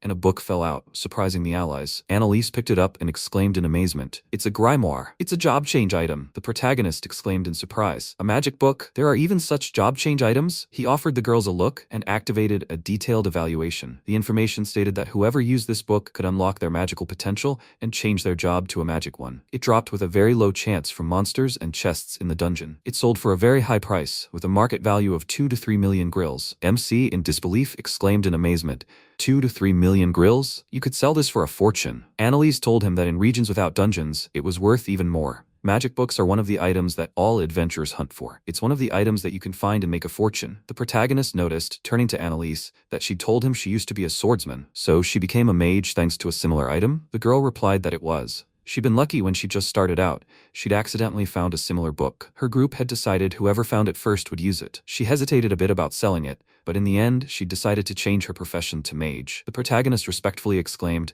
"What a decision." Annalise continued with a smile. There are many professions that can be used outside of dungeons. As a soldier and as a craftsman, she's valued everywhere. Success is immediately evident. The protagonist was surprised. Is it really possible to learn magic but not memorize it? The girl replied that magic is a skill, and only magical professions can use it. To acquire the necessary professions, one must undergo a very difficult path. They say that anyone with talent must study in specialized institutions for at least 10 years. Even if they buy skills or a magic book, only nobles or the wealthy can become a mage. That's why she, an ordinary person, was able to find her chance in the dungeon. The protagonist thought in surprise, but still, how lucky. Now he has a chance at a magic profession. Now he'll definitely choose the mage profession, since Annalise already has one. Rosalie has a unique profession, so all he has to do is change it himself. 2 mages and 1 melee fighter. What a balanced and perfect team. For now, Annalise's magic is enough for him, so he probably won't rush it for now. While he was pondering this, Rosalie defeated the 5th floor boss, the Labyrinth Bull. The protagonist was amazed. She'd already done it. After some time, the allies returned to the city and made a tidy sum from their loot. The protagonist was surprised. Wow. Materials from the 5th level were selling for a good price. Annalise told him, "Of course,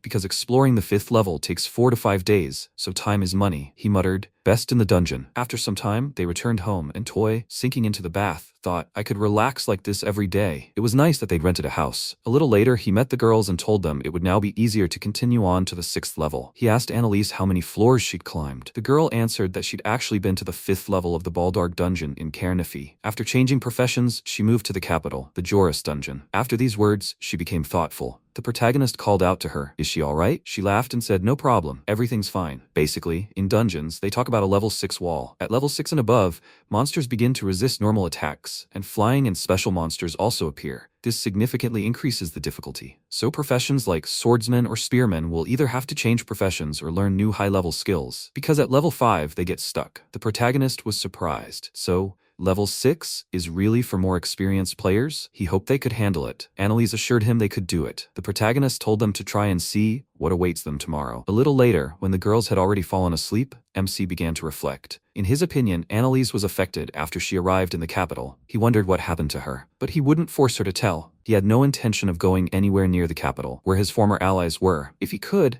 he'd gladly erase their faces from his memory. Although, frankly, he wouldn't say he didn't need them outright, since there was Sayako, but he'd probably never see them again. The next day, the three of them set off for the 6th level of the Baldarg dungeon. The protagonist was surprised to note that not only was it more spacious, but the ceiling was higher. He wondered what they'd find this time. Suddenly, he exclaimed, "What's that flying thing?" Annalise said, "It's a gargoyle, a stone monster." Rosalina, without hesitation, attacked the monster with a flying kick, only to smash her own leg again, exclaiming that this enemy was also very hard. The protagonist cursed, "A monster that flies and is also resistant to physical attacks. An assassin is useless against them. The task has become more difficult." The protagonist exclaimed, "Well then, he'll use a hero with a two-handed sword." He asked his comrade to try using a combat strike. Rosalina summoned a bastard slash and a fiery combat fist, assisting him in his attack on the enemy. After defeating the monster, MC exclaimed, "Excellent. The special attacks were successful. The magic worked well too. He thinks they can handle it." But at that moment, they were greatly surprised. Bats flew in to replace the destroyed gargoyle, and there were so many of them. The protagonist thought, overload from skill cooldowns and mana consumption. How difficult it is to fight 3 of them. He suggested the girls retreat to the entrance and recover. Rosalina used a boost, scooped Annalise up in her arms, and rushed toward the exit, Toy keeping pace with them. When they reached safety, the protagonist caught his breath and remarked, "It's hard when you're under pressure from so many enemies. Although they could handle Annalise's magic, it would still be better to use the magic book." He'd already bought the necessary equipment. Annalise said with a joyful smile, "That's a good idea. She'd be happy if he became a mage just like her. He liked that, right?" The protagonist told her he agreed and opened the book. Suddenly, it glowed with a bright light, and various symbols began pouring out of the book, penetrating his mind, which greatly surprised him. He concentrated, and the system showed him information that made him exclaim in amazement. "What is this? The conditions for obtaining it, isn't it a mage? What is this?" There was no time to think, and MC decided, oh well, he'll try changing professions anyway. He called for a change in profession from a master. Annalise couldn't believe it. How was that possible? She couldn't contain her emotions and reacted very violently to it. He wondered, surprised. Maybe it was something different from a mage? A shocked Annalise replied that she didn't know. She'd heard that the sorcerer profession sometimes appeared,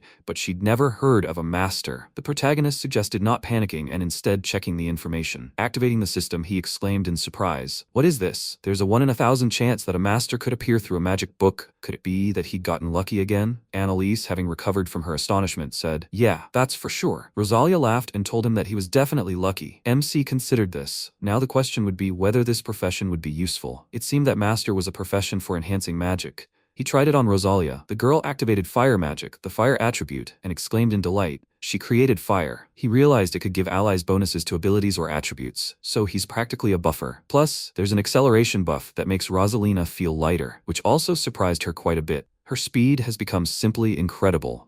You can stack multiple buffs of different types. They decided to test it out. Rosalina rushed back to the 6th floor and engaged the monsters. Her attacks were incredibly fast, precise, and devastating. She dispatched all her opponents in no time. The protagonist was amazed. She could handle this so well now. Although he'd expected another magical profession, Magister is also excellent. It's a good alternative. He can distinguish himself from Annalise, but his own combat effectiveness is practically non-existent. Everything depends on his allies, so 3 of them will be a bit difficult. He looked at the system window and was even more surprised. A life buff? What was that? Following the instructions, he took a stone, placed it on the floor, and with the life buff, he created a golem. Rosalina laughed. He's so small. Annalise, on the other hand, was touched. The golem was so cute. MC named it Ivac and commanded it to move forward. The golem shouted its name, took a step, slipped, and fell, crumbling. The protagonist gloomily said, "Yeah, at this level it's too early for battle. Maybe it'll serve as a distraction?" Rosalina grinned. "It's better to train at your leisure." After some time, she fought monsters again with Annalise, the protagonist improving their skills. After the enemy was destroyed, the protagonist said, "Okay, the level is up. That's enough for today. They've collected good materials from level 5. They can use them at home too. This will take care of their home."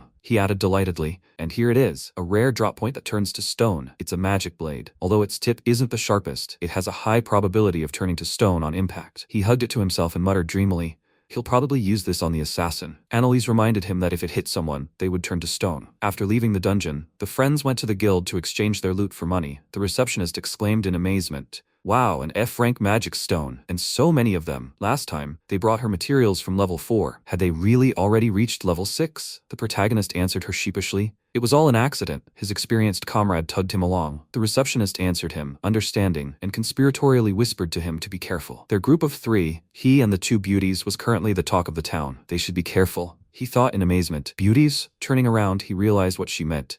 The adventurers were already flirting with his allies. He grabbed their hands and ran out of the guild. Along the way, he noticed they tried to avoid contact with people in the dungeon, but rumors still spread. It seemed they'd been turning in loot too much lately. He'd have to use Golteo's shop sometimes. He looked at the girls, pulled out his wallet with money, and said with a smile, "But they're adults. They have some extra money today, so maybe they should go somewhere for a drink?" He'd already told Mondarch they'd eat out. Rosalina suggested they get stew at the Synold Tavern. There were no objections, so the friends headed there. They ordered stewed chicken and drinks. The protagonist declared, "Stewed is just right for winter." He raised his glass and declared, "Thank you girls for today." At that moment, a servant approached them, apologized, and asked the protagonist if he could speak for a minute. Surprised, he wondered who he was. When had he managed to approach them? He asked him who he was. The man told him his name and added that he was a servant of Duke Galdrant. They were looking for talented prospectors and were approaching those who had proven themselves. MC noted with astonishment that they wanted to recruit him as a soldier? But how did he know his name? Ah, right, from the guild records. When you level up, they start calling you into the army. The servant asked him with a smile if he would like to visit the government, at least just to talk. The protagonist was perplexed. It was strange. According to the records, his allies were higher in level, and he was addressing him specifically. He told the servant to forgive him. Perhaps he was mistaken. He didn't think someone like him, a traveler, could serve at court. The servant chuckled. "I see. Then could he perhaps entrust these 2 ladies to his service?" The girls glanced back and forth in confusion. The MC answered firmly, even if he offered him mountains of gold, he wouldn't give it to anyone. The servant bowed to him without question, apologized, and wished them to enjoy their meal. Their bill was already paid. The protagonist paid himself, proudly placing a handful of coins on the table,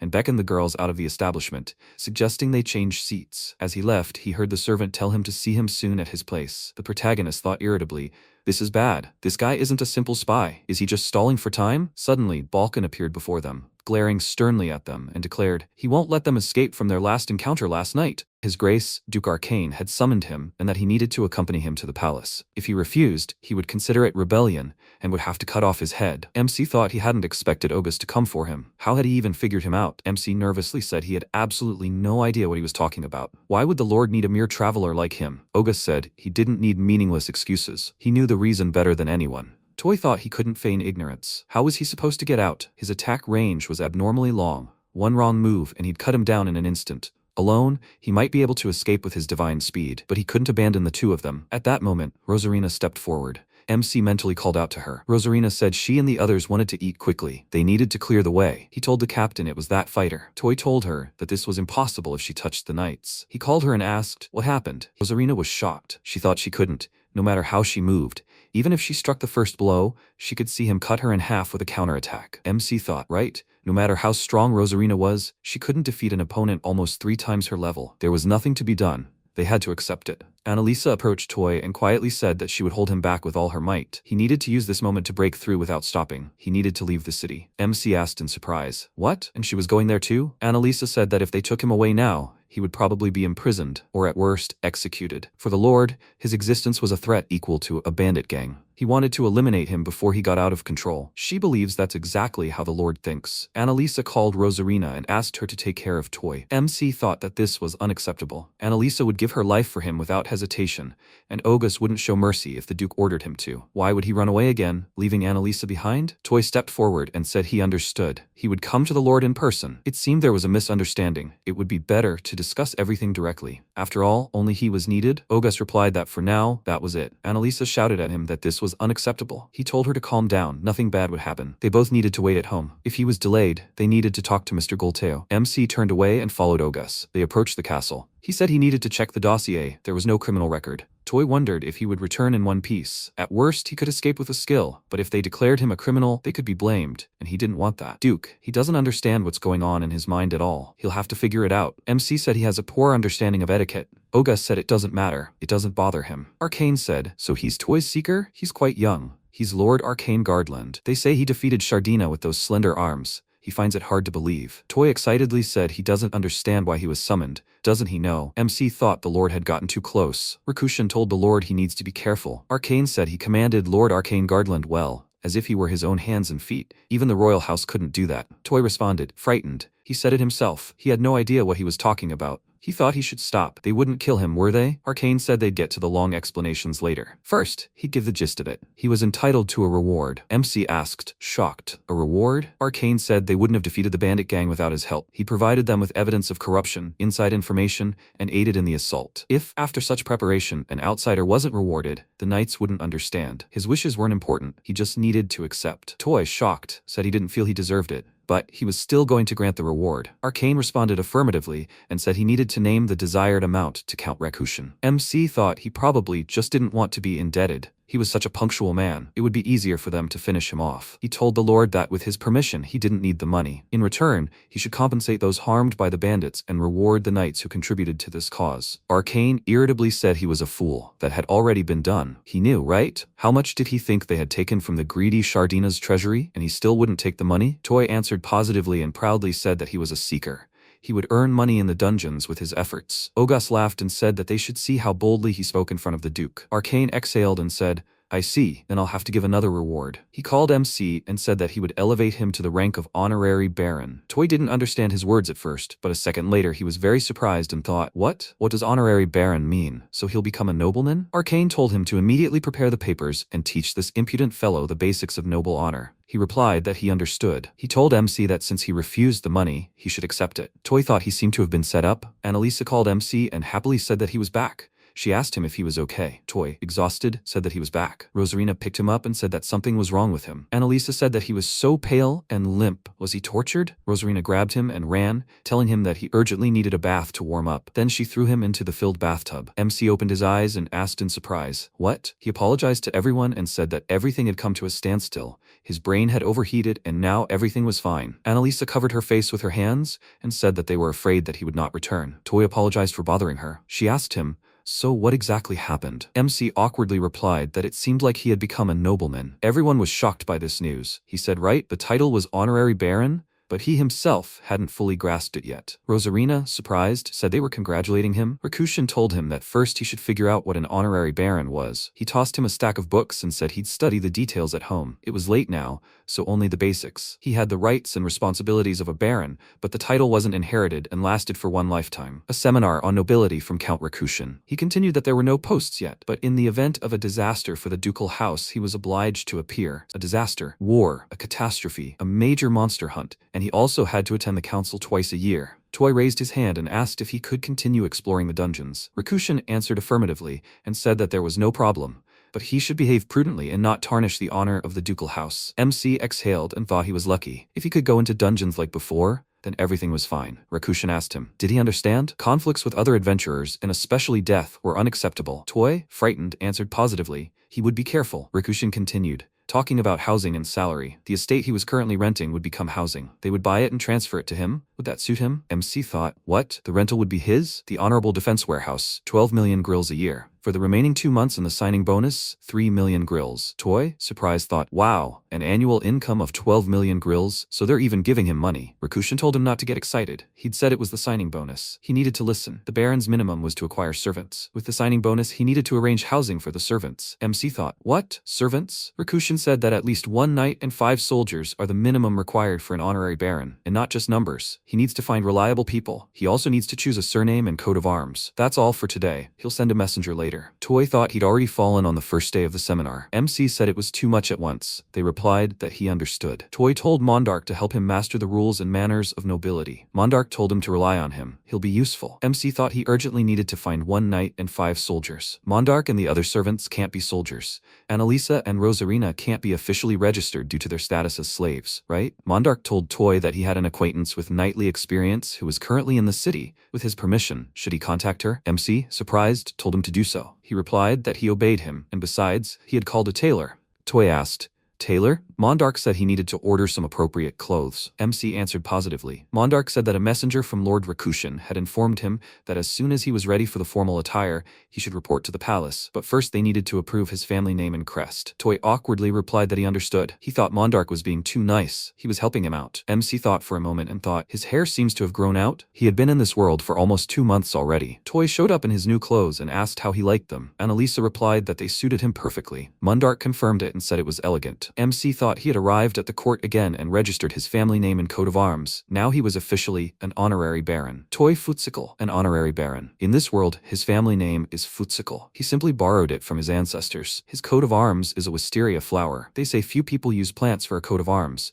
The Dukes of Gardalanod have 2 dragons. Arcane said that his appearance is now becoming. He has high hopes for him. Toy thought he was always talking down to him, but he was not his lapdog. He disrobed and asked permission to take his leave. Oga said he needed to stop. He must go with him. MC was frightened and thought that this smelled like a bad premonition. Toy was breathing heavily because he was tired. He thought, what kind of situation is this? Ogus asked him, what is wrong? He needs to get up quickly. He said that over there, with the captain. Isn't that the honorable baron himself? MC fell and cried out in pain. Ogus told him he needed to get up and repeat. Toy struggled to get up and asked how long this would go on. Ogus replied that until he said enough, it was enough. MC thought, what? He was kidding.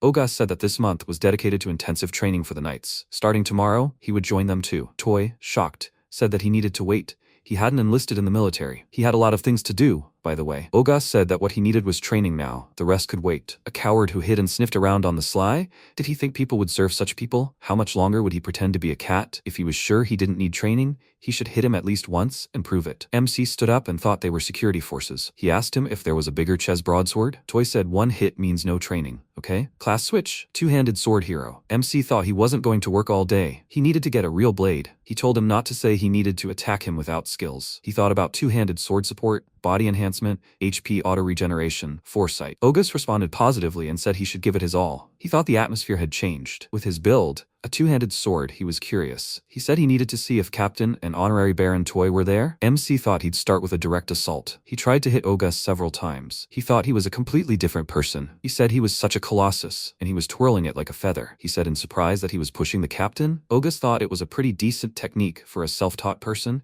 and his reactions were fast, but he was still raw. He disarmed him with 1 blow. Toy jumped and appeared behind him and thought he should get it. He thought that with Assassin Divine Speed Shadow Palm Strike, a critical hit from a blind spot can't be parried. However, MC ended up on the ground. He thought he was thrown up. Ogus said that was good. The aim was correct, but if you catch the moment, it's easy to parry. Toy thought, how can he parry a blow from a blind spot without training? This old man is a master of the highest order. He said that his skills are good. Relying too much on presenting good combat situations will get him cut down. But in combat, instinct and experience decide. As they agreed, he will join the training. MC hesitantly answered yes. He asked, is he alright? It was excellent. Even among knights, only a few can fight the captain on equal terms. Toy felt awkward and embarrassed by such words. Annalisa ran and asked, what, a whole month of training? Why does he come back in rags after every visit to the palace? MC, lying on the bed, said, what kind of dragon commissar is this? He'd been hoping to go back to the dungeon. Toy thought, but depending on your skills, it really is dangerous. So he cares about him in his own way. Experience in dueling with people will come in handy. He should try. He'd show him someday. Mondarch approached him and apologized for bothering him when he was tired. He asked if he could confirm the schedule. MC responded positively and said that tomorrow was the meeting with that knight he knew, right? He'd cleared the day. Who was he? He said he was a squad leader for his former master, proven strength, but it was best for him to judge character himself. Toy thought he was somehow nervous interviewing the knight.